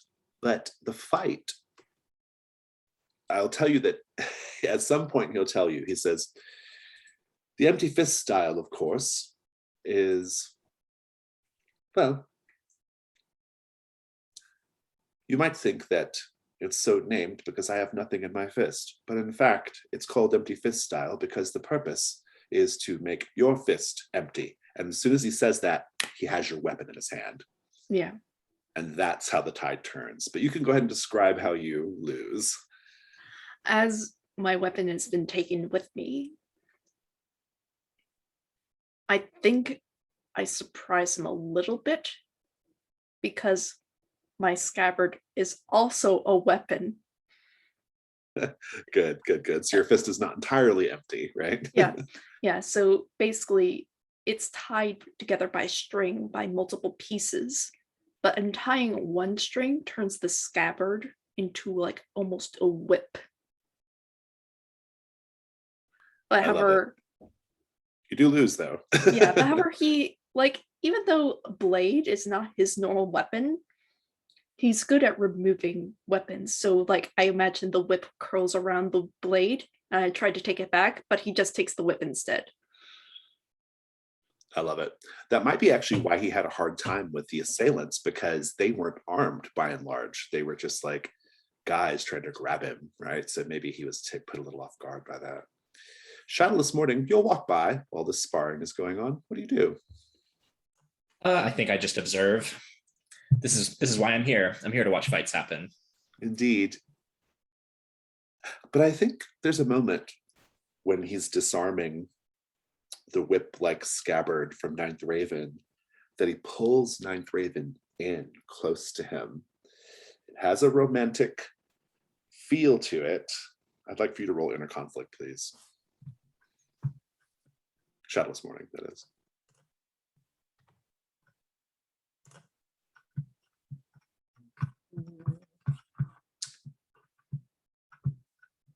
So the dice are a 7, and I can't use wood because it's marked. So it's whatever it is, it's a 7 or higher. So I think you have to make a choice here, right? Let's see here. You must either flee the scene or mark an element to stay. It's up to you. Okay. I'll flee the scene. I'll just, when that starts to happen, I'll just like turn and walk away. How are you feeling? Like, I don't like it, and that's why I walked away, but it is what it is. Indeed.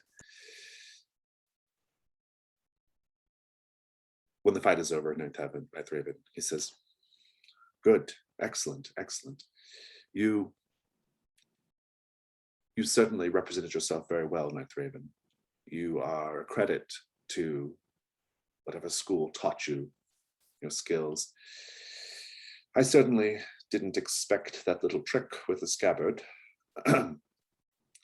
but now I know. Do you feel perfectly comfortable having shown me your hand like that? To be fair, I don't think you're the only one on the island that knows.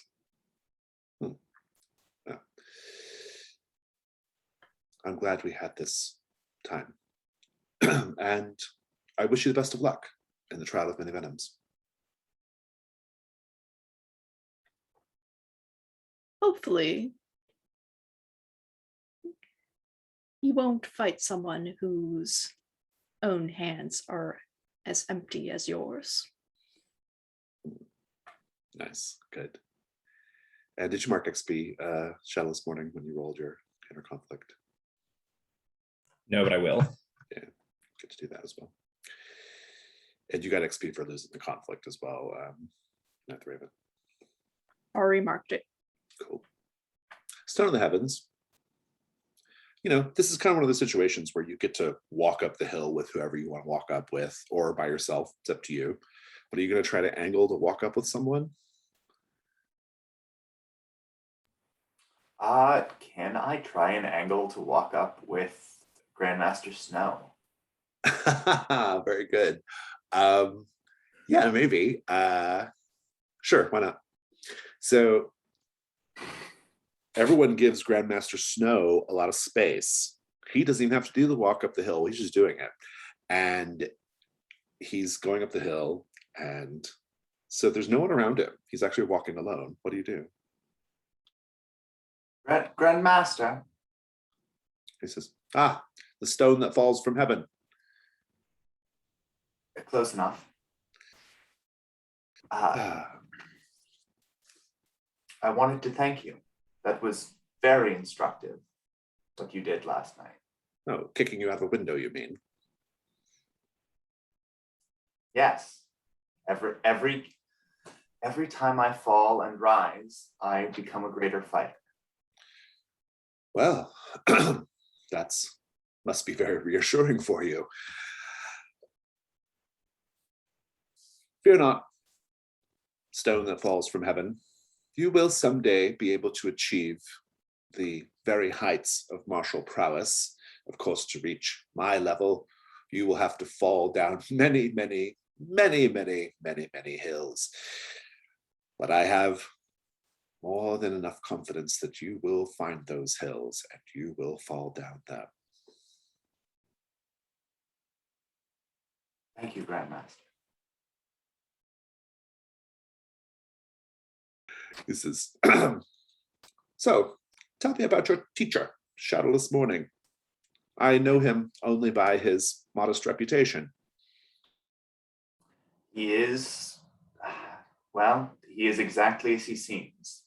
Upright, demanding, and very, very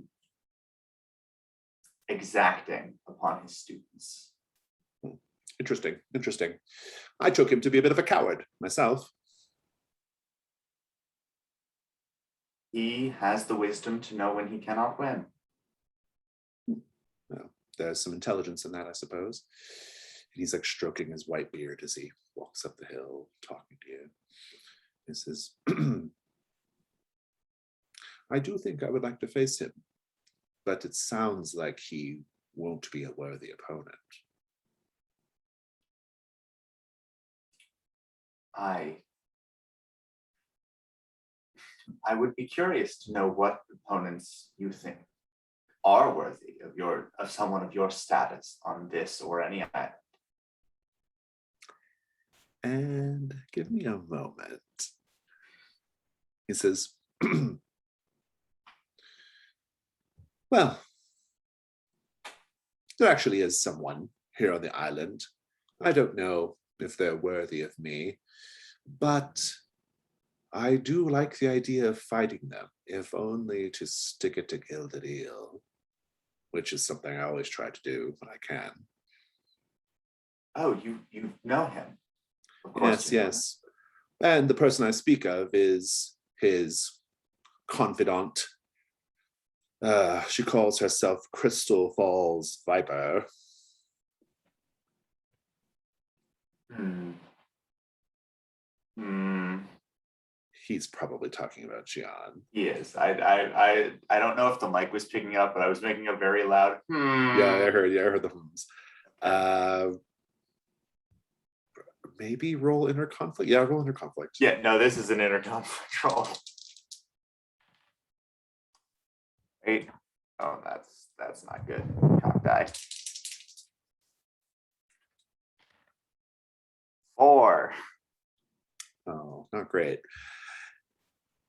He says, this woman, Crystal Falls Viper, she actually, well, let's just say I owe her a bit of payback for something she did to me, something that I have not forgotten. And, well, just between you and me, we're going to see this Viper defanged.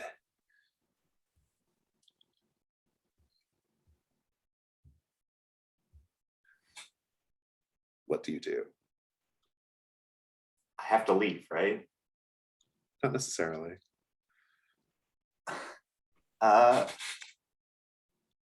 Do you seem a peaceable master. Can what they've done to you really be so worthy of your ire that? Oh, you silly boy. If you believe me peaceful, then that means my ruse is working. In fact, I am the most talented assassin in the entire empire. I have felled over 500 scurrilous men and women in my time, and the Viper will be 501. And anyone who gets in my way, well, they might just get kicked off a hill.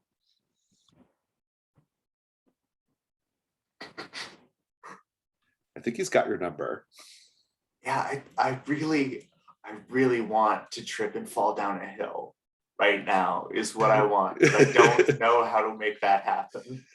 Shadowless Morning, you might see Stone of the Heavens floundering in a conversation with Grandmaster Snow right now. What do you do?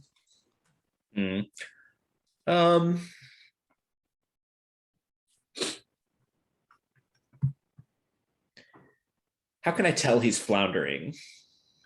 Because he's looking left and right, trying to been- figure out a way out of this conversation.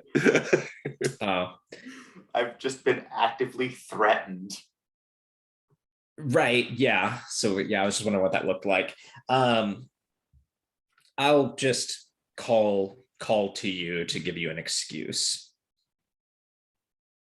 Okay, and then as I am moving up to, I imagine you're ahead on the path.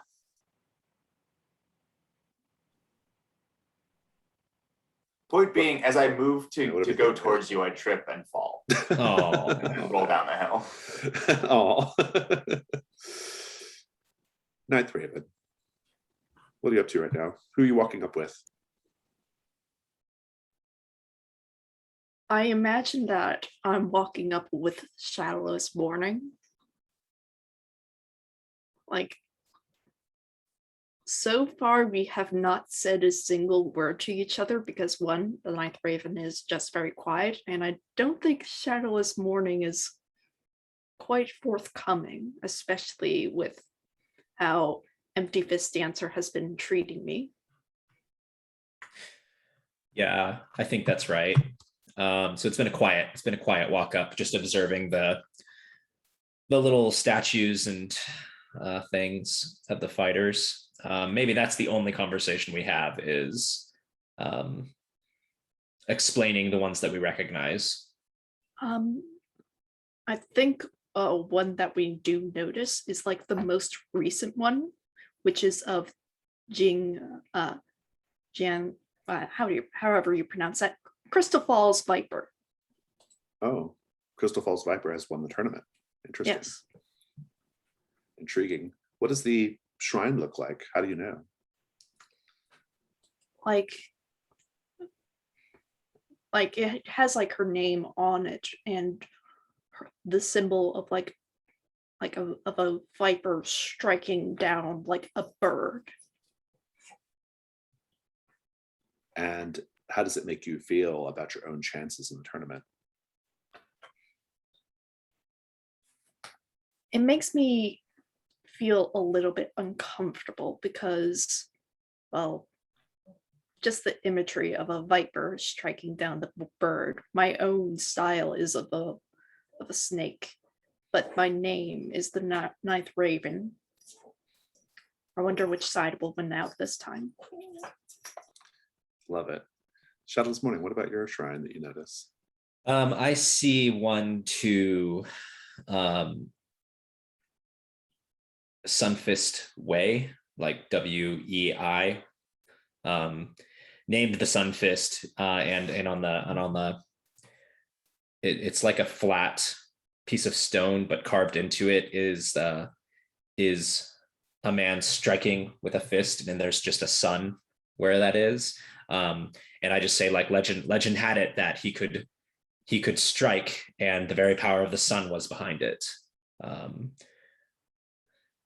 If you are prone to fancy, you might believe the tale that he struck in this tournament and the opponent caught on fire. You hear a voice behind you that says, I can respect a blow like that, but you haven't met my exploding gauntlet style yet, have you? And it's Great Heaving Barrel Staves who says that over your shoulder.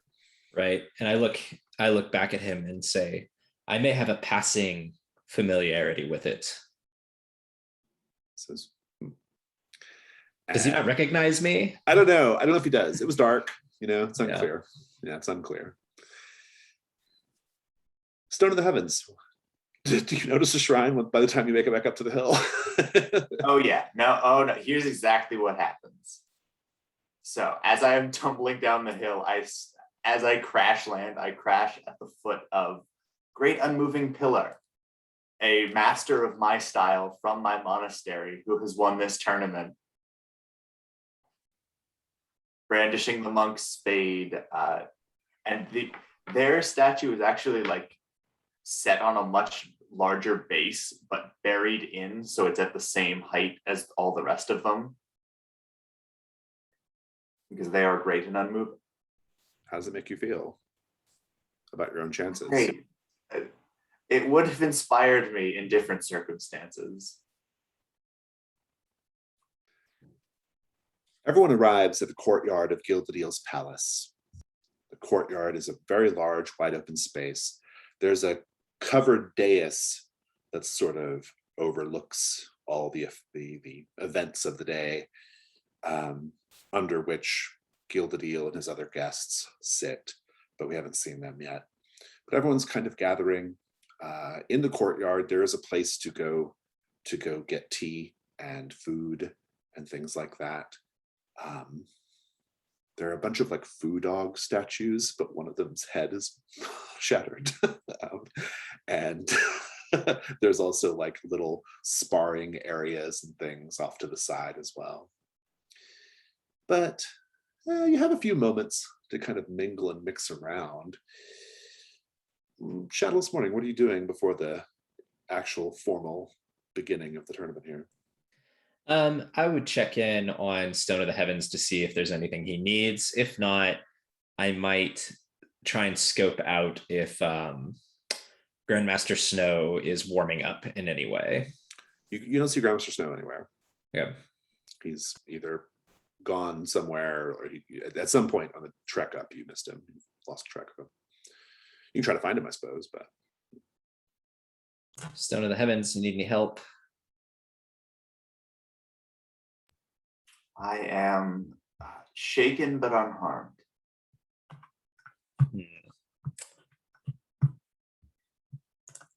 Let's see if you need like a I do. I desperately a pep need to be comforted talk. and supported. Do we need a comfort and support moment here? Yeah, I think might pull him aside to one of these light sparring areas and help him warm up and give him a kind of pep talk as that's going on. I like that. Let's just have that scene. Go for Okay. it. Yeah, so your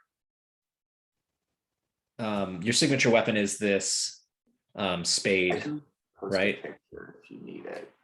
Well, I was just thinking you haven't really gotten a chance to like kind of limber up with that today. So I might just help you with one of these training dummies and help you and then like interpose myself a little bit and encourage you, like not so much combating you as just like getting you limber.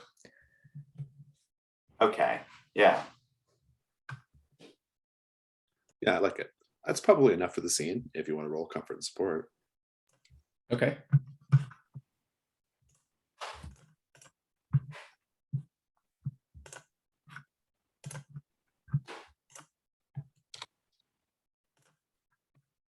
Nice. We got box cars. Hey, there you go. We take those. That's good. So I think that I am doing this with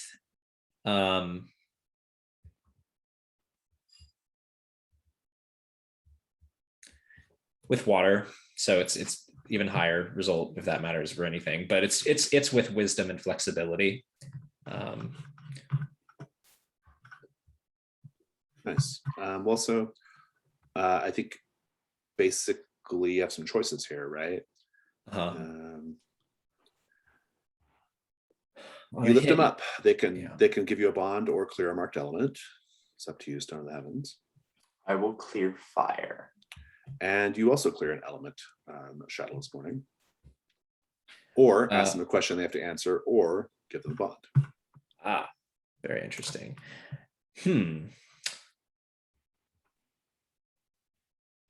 I think that I want to ask you a question. I want to know from this experience if I can confirm that you are hiding true power from me. I want to know if that's true or not. I certainly don't believe so. I don't know how I would express that in role play, but So you're not intentionally hiding it, possibly. Yeah. Intriguing. Okay. But is there hidden power? Yes. I mean, at this point, we've built it up too much for there to not be hidden power. Yes. Right. Exactly. Can I change my entanglement? Yeah, of course. Okay. So I think I have discovered my friend Stone of the Heavens has hidden true power. And Ninth Raven knows. Okay. What was it before? Before it was he has hidden his true power from me and told his friend Ninth Raven. Oh, I see. I think I have discovered in this moment that Stone of the Heavens doesn't know But I and Ninth Raven both know Oh, very good. I like it. Yeah, he's a diamond in the rough. yeah, that's a nice nuanced take there. I think that's pretty good. Ninth Raven, what are you doing in this little time before the introduction? Question for Stone of the Heavens.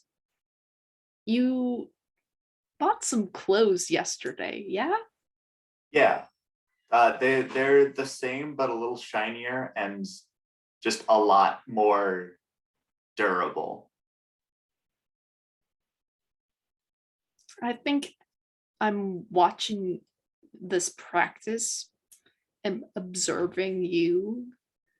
Like every so often, Shadowless Morning, like observe something, like trying to get the knowledge of your power. And like it seems like I'm trying to do the same thing, but in truth, I'm more focused on your clothes. Intriguing, intriguing. Intriguing. I think it's a study. If you want to take it as a study, go for it. Again, with water, my worst stat. Oh no, that is a 2. We got a great idea here. So you don't learn anything necessarily. You don't get any hold. However, you hear a voice behind you, looming over you. And the voice says, "Last night, when you fought off my men, you did a good job of hiding your true intentions. I respect that. So you're my contact, right? You're supposed to tell me where these illegal weapons are being stored on the island."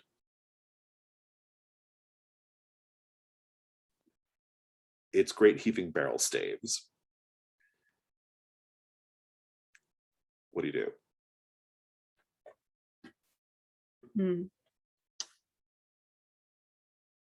I think I'm going to roll with it because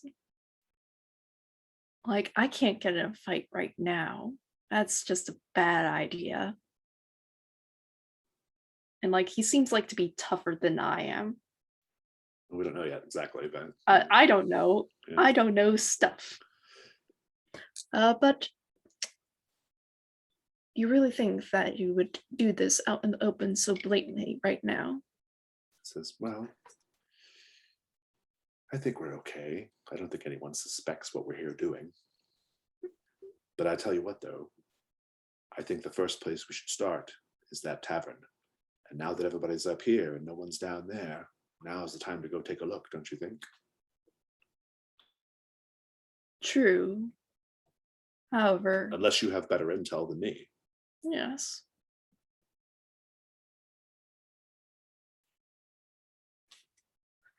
I have intel of a sort of reverse. Oh, Someone's keeping an eye on me. oh.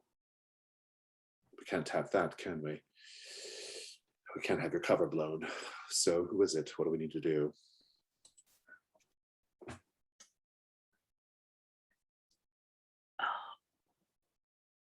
It's oh god, I forget the name. Are you talking about bumbling guy? Yeah, the bumbling guy. I think it's you. It's you. Yeah, why you? Yeah. He goes by you. He looks like a bumbling fool, but don't trust that. He's much stronger than you think. I've seen him take out 20 men in a single hour. I think I know who you're talking about. Clumsy fellow stumbling around, being Mhm. picked on quite a lot. You think Yes. he's targeted you in some way? Well, I've not directly, not yet so far, but however, he has close contact with Gilded Eel himself, so be careful. Well, I don't see him around here. Perhaps he's doing some sort of secret mission. on behalf of Gilded Eel. But, or maybe he just got tired of being bullied by everyone here and decided to call it a tournament. No.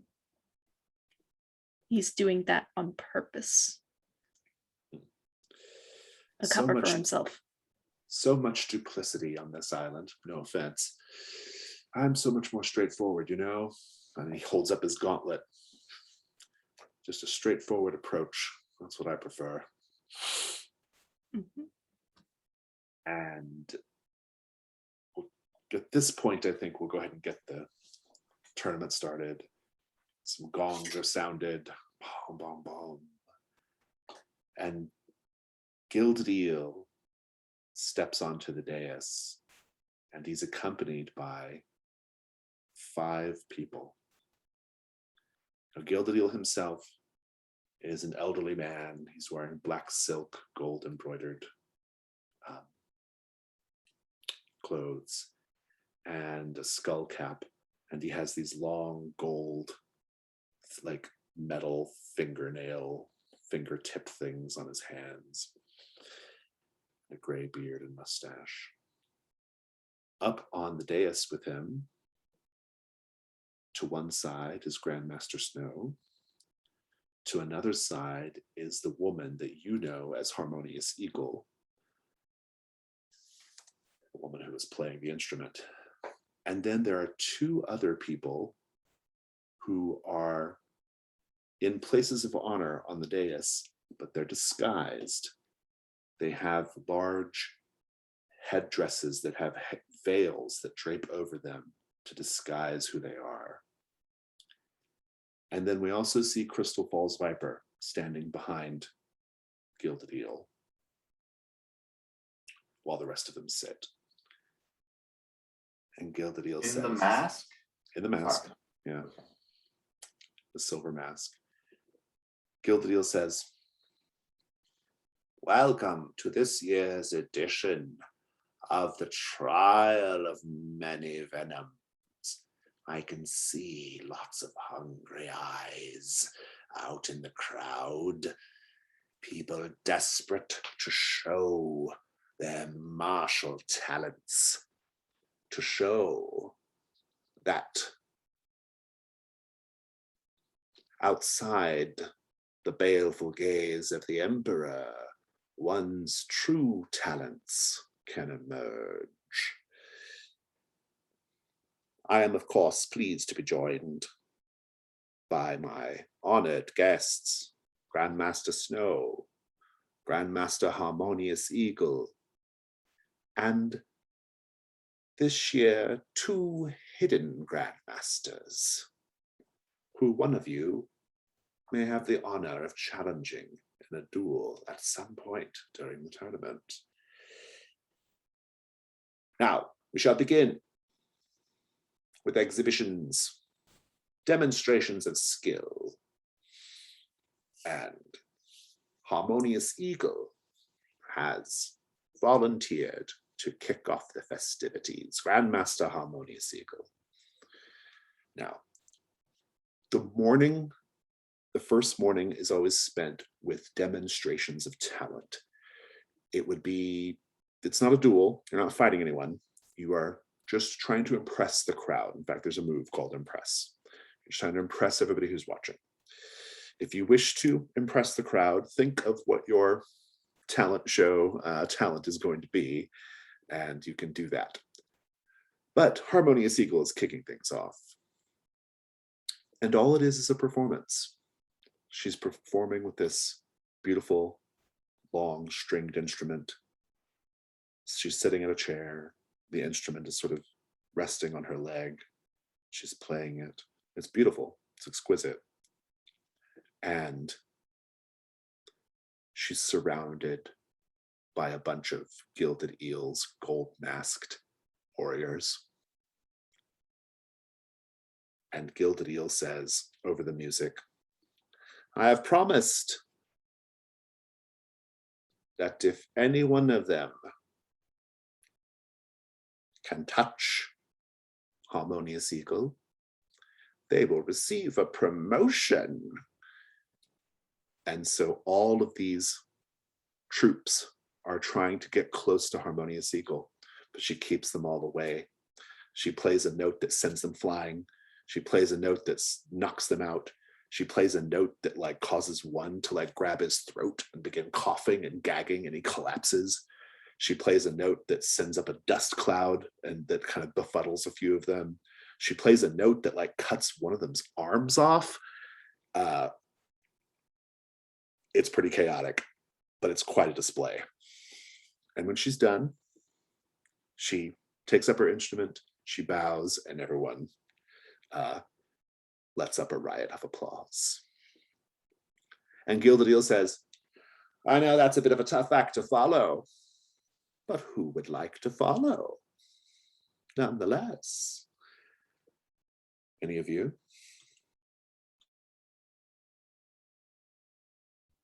I am no stranger to what is the word? Unfavorable odds. So you're going to do a demonstration then? Yes, I will. I will demonstrate some form of what I was doing with Grandmaster Snow last night. Just it now reduced to like forms and stuff. And Yeah, very good. I love it. So this is a move. It's called Impress. When you act to impress others or succeed at a competition, describe your performance and then roll. All right, I will roll plus Earth. So this is a lot of like it starts out as a standard sort of martial arts demonstration, and then at some point I strike the earth and launch into the air, and then I just do not hit the ground. Nice, I love it. It's great. And all the while, just a pit is forming beneath me. Let's see how it goes. That is a 7 + 2 for a 9. All right, on a hit, you impress and convince. Pick two options. Create a bond with someone watching, clear a marked element, or gain a favor from an observer, or you can choose any of them twice. I will create a bond. Ooh, can I create a bond with Grandmaster Snow? Of course. So just you get that at 1. Yes. And then I pick 2, you said? Yeah, you get 2. Sorry, where's the list? It's if you go to the basic moves, it's on the right-hand side. Impress. Okay. Yeah. Basically, the sheet is like the exact size of my screen. Oh. So it's a little weird to navigate. Okay, create a bond. I will clear. I need to clear these elements, man. Yeah, I'll clear an element. Nice. And here's the complication that I owe you. So wrap up the scene, this impressive maneuver. What happens? So yeah, this pit is forming beneath me, and then and I am hovering in the air just from repeated shovel strikes, and then I will just clear like one last great sweep and fill in the hole completely, like the grass is virtually untouched beneath me as I land. Applause, everyone's cheering. The complication is Grandmaster Snow gets up out of his chair and is clapping. And he says, Gilded Eel, I am very impressed by Stone from the Heavens' performance here today. And I must confess, I have been watching him very closely since his arrival on the island. It would make me very happy indeed if I could grant Stone from the Heavens my favor by challenging him in the first duel of the tournament.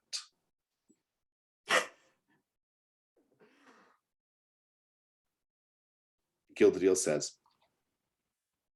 I cannot deny the request, Master Snow. By all means, tonight, during the first duel, you shall duel this rather impressive young man. And Crystal Falls Viper turns around and walks off the dais. Yes, excellent.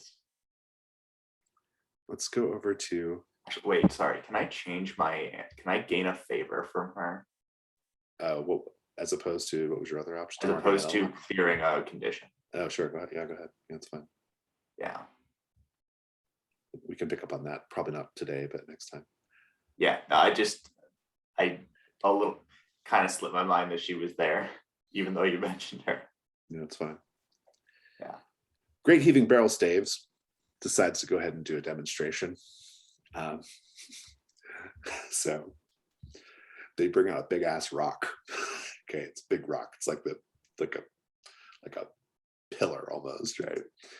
And rock is there, or there's a rock there, and he's standing there, and he lights the fuse on his fist. He stands there, and the fuse is.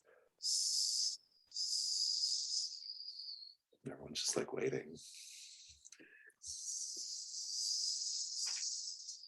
Quite a lot of tension building up, right? Gilded Eel mutters, I can barely stand the anticipation. Going on for a bit more. And then there's just a massive explosion and the rock explodes, pow, shatters into 1,000 pieces. And everyone's like, yeah. That's his demo. Would one of you like to go? Oh, of course I would like to go after him. What's your demonstration? It seems a bit simple, but I would like for just something to be tossed up into the air, and I launch myself and I cut it into multiple pieces before it reaches the ground. Oh, Just nice. very quickly, into a perfect 8 segmented piece. Let's say man, you could steal his thunder. An exploding bit of rock could be flying, and you fly up and cut it all to pieces. I was going to suggest 8 people with little plates come out and they throw a peach up in the air. And you can slice the peach, and they each get a slice of peach. Yes. Go ahead and roll your impress. Alrighty, that is a 10. Nice. You get your 2 choices as well, and no complications. All right, I'm going to create a bond with Stone of the Heavens. And I'm going to clear my earth. I don't want to be obsessive anymore. Sounds good. Sounds good. So you can just give us the wrap up of the scene here. The peaches land perfectly on the plates, just dead on center. And I land very gracefully in the middle of these people with the plates. And I sheathe my sword and bow. I love it. It's great. Very, very good. Shadowless Morning, do you have a demonstration? So I have an idea for kind of what would happen. I think it's different. It's not like a display of a prowess or anything like that. It's more to address the standing issue that I had with Snow before. So I have a special playbook move that is that I'm a traveling teacher and people are constantly challenging me, seeking me out for advice, or begging me to take them on as a student. So with this, I get to declare that someone shows up to interrupt the events. And I think that it would be interesting, and it might still implicate the impress move, if one of Snow's students recognizes me out in the crowd. And before I could go and do any demonstration, he comes over and is like wanting me to take him on as a student, and I'm too distracted with this person. Which move is this again? This is my playbook move, traveling teacher. Oh yeah. Oh, that's good. I like it. Okay, this is good. Yeah, I'm super into it. Yeah, I like it. So just, do we think that this is, I think it might be justification for impress, but just a sort of like sideways way. But the traveling teacher move, when it fires off, you can declare that someone shows up to interrupt events. That happens. Oh, you can avoid inner conflict. That's interesting. Intriguing. Yeah, what do you think? Do you just want, I mean, are you just trying to impress Grandmaster Snow, basically? Is that the idea? Well, what if, because we're kind of addressing this scale issue, what if it's a new technique opportunity where I can learn from the student on him? Good. Yeah, I like that. Yeah, that's really good. I think this student will approach you. We'll say it's a woman for now, and she's dressed very simply, just plain, unremarkable robes. And she comes up to you and she says, "Shadowless morning. Hello. You are Shadowless morning, yes?" Yes. I'm sorry. I don't think that I have the pleasure. And I give my gentle smile and kind eyes and a little bow. She says, I am, your name, I'm Huo. I'm Huo. Not the Huo who's the student of Snow. Yes, I am a student of Grandmaster Snow, and very, very grateful for the opportunity.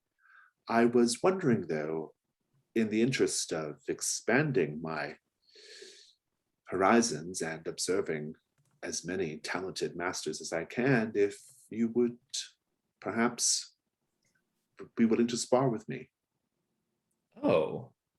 And I think I catch Snow's eye and like looking at him say, you show wisdom in seeking to understand and grow your knowledge of other schools. Perhaps you could demonstrate for me what Grandmaster Snow has taught you. And then we can discuss how I might be best to tutor you. And yeah, she nods and agrees. And yeah, I think that's happening. Okay. That will happen. Do you want me to roll a new technique now? Or? Yeah, we'll do it next time. Okay. Everyone's doing their demonstrations. Some of them are more impressive than others, for sure. And finally,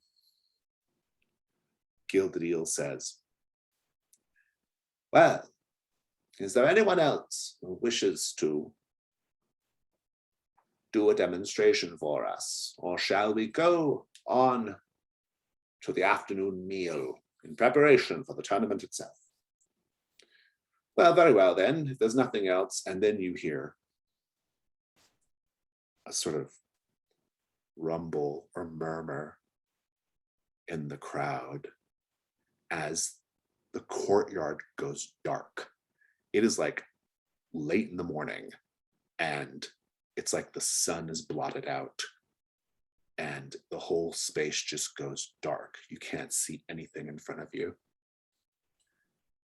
And you hear a loud, thundering woman's voice that says, "I would like to do a demonstration, Gilded Eel." And you hear Gilded Eel say, "Shadow Maw Leopardess, I was wondering if you were going to make an appearance." And that's where we're in the session today. Let's go to our little entanglements check here. Okay, Shadowless Morning. Your first one definitely came up, and your second one did as well, so you get 3 XP. Let's go to 9th Raven. Your first one came up for sure. How do you feel about the second one? I think it could have came up, but I just rolled really badly and I abandoned Stone of the Heavens early on. Yeah, I think there was a yeah, I don't think it really quite. I think the other one trumped that one almost in that sense. Yeah. But still get 2 XP. And let's go to Stone of the Heavens. Stone of the Heavens. I think your They first one. both definitely came They up. both definitely did. Yes, you get 3 XP. And we'll just do a quick stars and wishes before we wrap up here. Stars, of course, are things you enjoyed. Wishes are things you hope to see in the story next time. Whoever wants to go first, take it away. Oh, I gotta give a star for Stone of the Heavens just being like awesome in that fight. Like he lost, but like he really just kept his own. Also gotta give a star for Shadowless Morning for, oh yeah, there's a lot of conflict with the Ninth Raven. Just open fist dancer just like has the biggest crush in the world apparently now. Whoops.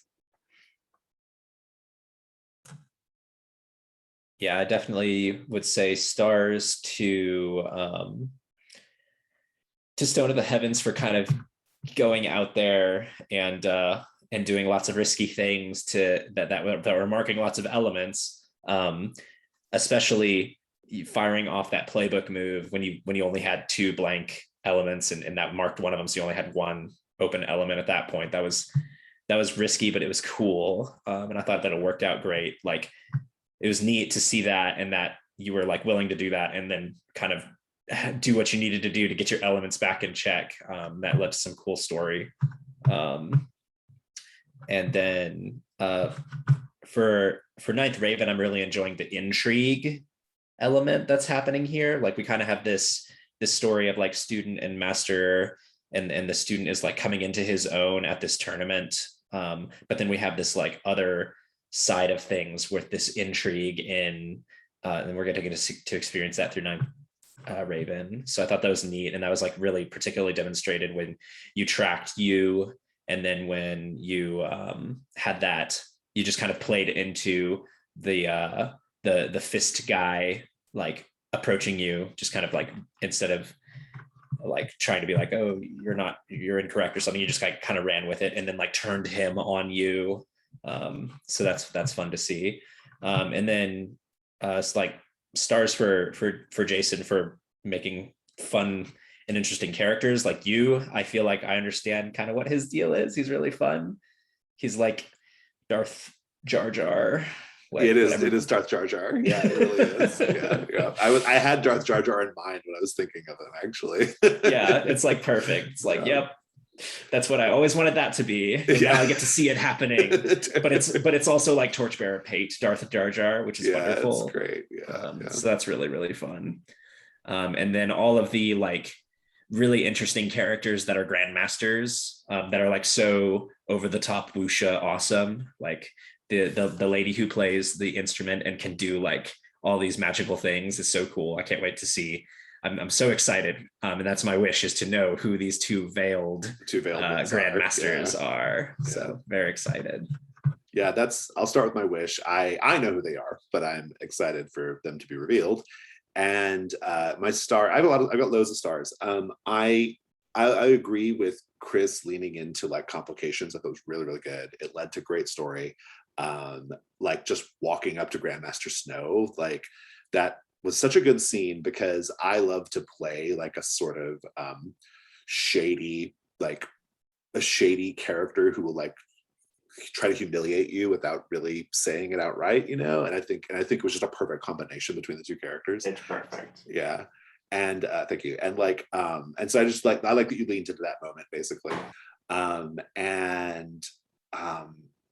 Star for the same thing with Steph, like leading into the mystery and the intrigue. I thought the use of study and declaring that you was like the person you're tracking, I thought was a great use of that move. Like that's what that move's all about, right? It's about like saying, oh, it's about grabbing the story and making it your story, you know, which I think is really terrific. So I love that. And I liked a lot of what Shadowless Morning was doing. I love I love everyone's relationship to Shadowless Morning, like both the other player characters and a lot of the NPCs as well. And sort of where Shadowless Morning kind of slots in is really, really enjoyable. And it's something that I know I can always kind of like throw to if I need to. And so that's really, really fun for me. But I particularly enjoyed I thought the waterfall montage was a good idea, really enjoyed that. I loved everyone's descriptions of the shrines. Those were really, really good. And they all kind of felt like really connected to your personal stories in a certain way. So that was really fun. Yeah, I'm liking a lot about this. I guess my other wish is I really want to see, I want to know more about the old woman, what her deal is. I want to know more about this new character roaming around in darkness or with magical darkness. I want to see if Ninth Raven gets wrapped up in the investigation that Great Heaving Barrel Staves is doing. Right? I thought that was really great. Yeah, there's a lot I want to know. I'm really excited, and I'm excited to just start the actual tournament proper as well. Other star too, I love the humor. I thought everyone did a really good job with the humor, and kind of I was injecting some humor into it. Everybody was doing a good job playing off of that and playing off each other. The moment, for example, when Empty Fist Dancer looks past Shadowless Morning, that was really funny. Barrel Staves waiting for his fuse to go was really funny. There was just a lot of really great, and just every time Stone of the Heavens fell from something was always really great. So yeah, just was really living for all that. My other wish is I want to see Sky Daughter get in there. I want to know more about Sky Daughter and Yin too. We haven't even seen Yin, so yeah. I just gotta use my move to like find Yin. That's the thing. Yeah, that's the thing. Yeah, that's pretty great. I also wish that Fifth Raven, he has like a lot of ties to my character, so like I really want to see his perspective of what's going on Yeah, this. what's he been doing the whole time?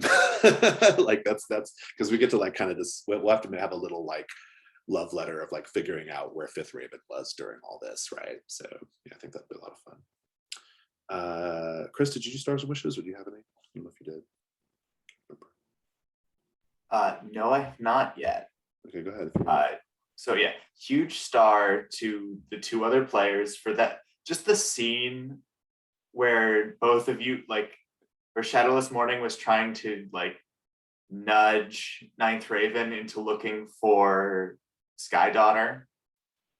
That was so wuxia, so perfect, and like you were dancing around it so beautifully and never said anything actually, and it just, I loved that. Stars to Jason for just rolling with whenever I just latched onto an NPC and want to make scenes happen. And yeah, I'm looking forward to unraveling this mystery. And is it mechanically possible that I can fight Grandmaster Snow? And do yes. anything? Yeah. You'll lose, but you can. Yeah. I mean, so Grandmaster Snow is 2 scale above your character, so you would have to have 2 new technique things. Shadowless Morning is working it out though. I think the tricky I'm desperately trying, and that's a wish of mine, is to like get on scale and see what happens. The trick though is that it's pretty obvious that Grandmaster Snow is setting Stone of the Heavens up to get him out of the way in order to get to Crystal Falls Viper, right? Like that seems to be like what's happening here, right? Because he all but said, I'm gonna kill you, right? Yep. So yeah. So that was great. Fortunately, I can survive. I have enough unmarked elements to live. So yeah, exactly. But anyway, I think it'll be great fun. Any other stars and wishes before we go? I want to fight John. I want to engage in a battle of the hearts with Crystal Falls Viper. She seems a little put out right now by everything that's going on. So yeah, we'll see how it goes. Oh, and also Gilded Eel. I'll be curious if anyone faces Gilded Eel at any point. That's another wish I have. Because there is a sort of like bigger setting mystery about kind of what the Ox Pilgrim Bureaus are up to, and like and this idea of like looking for illegal weapons and what is Gilded Eel doing? Like, what's the purpose of the tournament? I'll be curious if it may come out, it may not come out. I don't know. I don't think it won't affect, it's not good or bad whether it does or doesn't, but I'll be curious if it does. So, but in any case, I think that's all I've got. So it was very, very fun. Thank you all so much. And I will stop the recording now.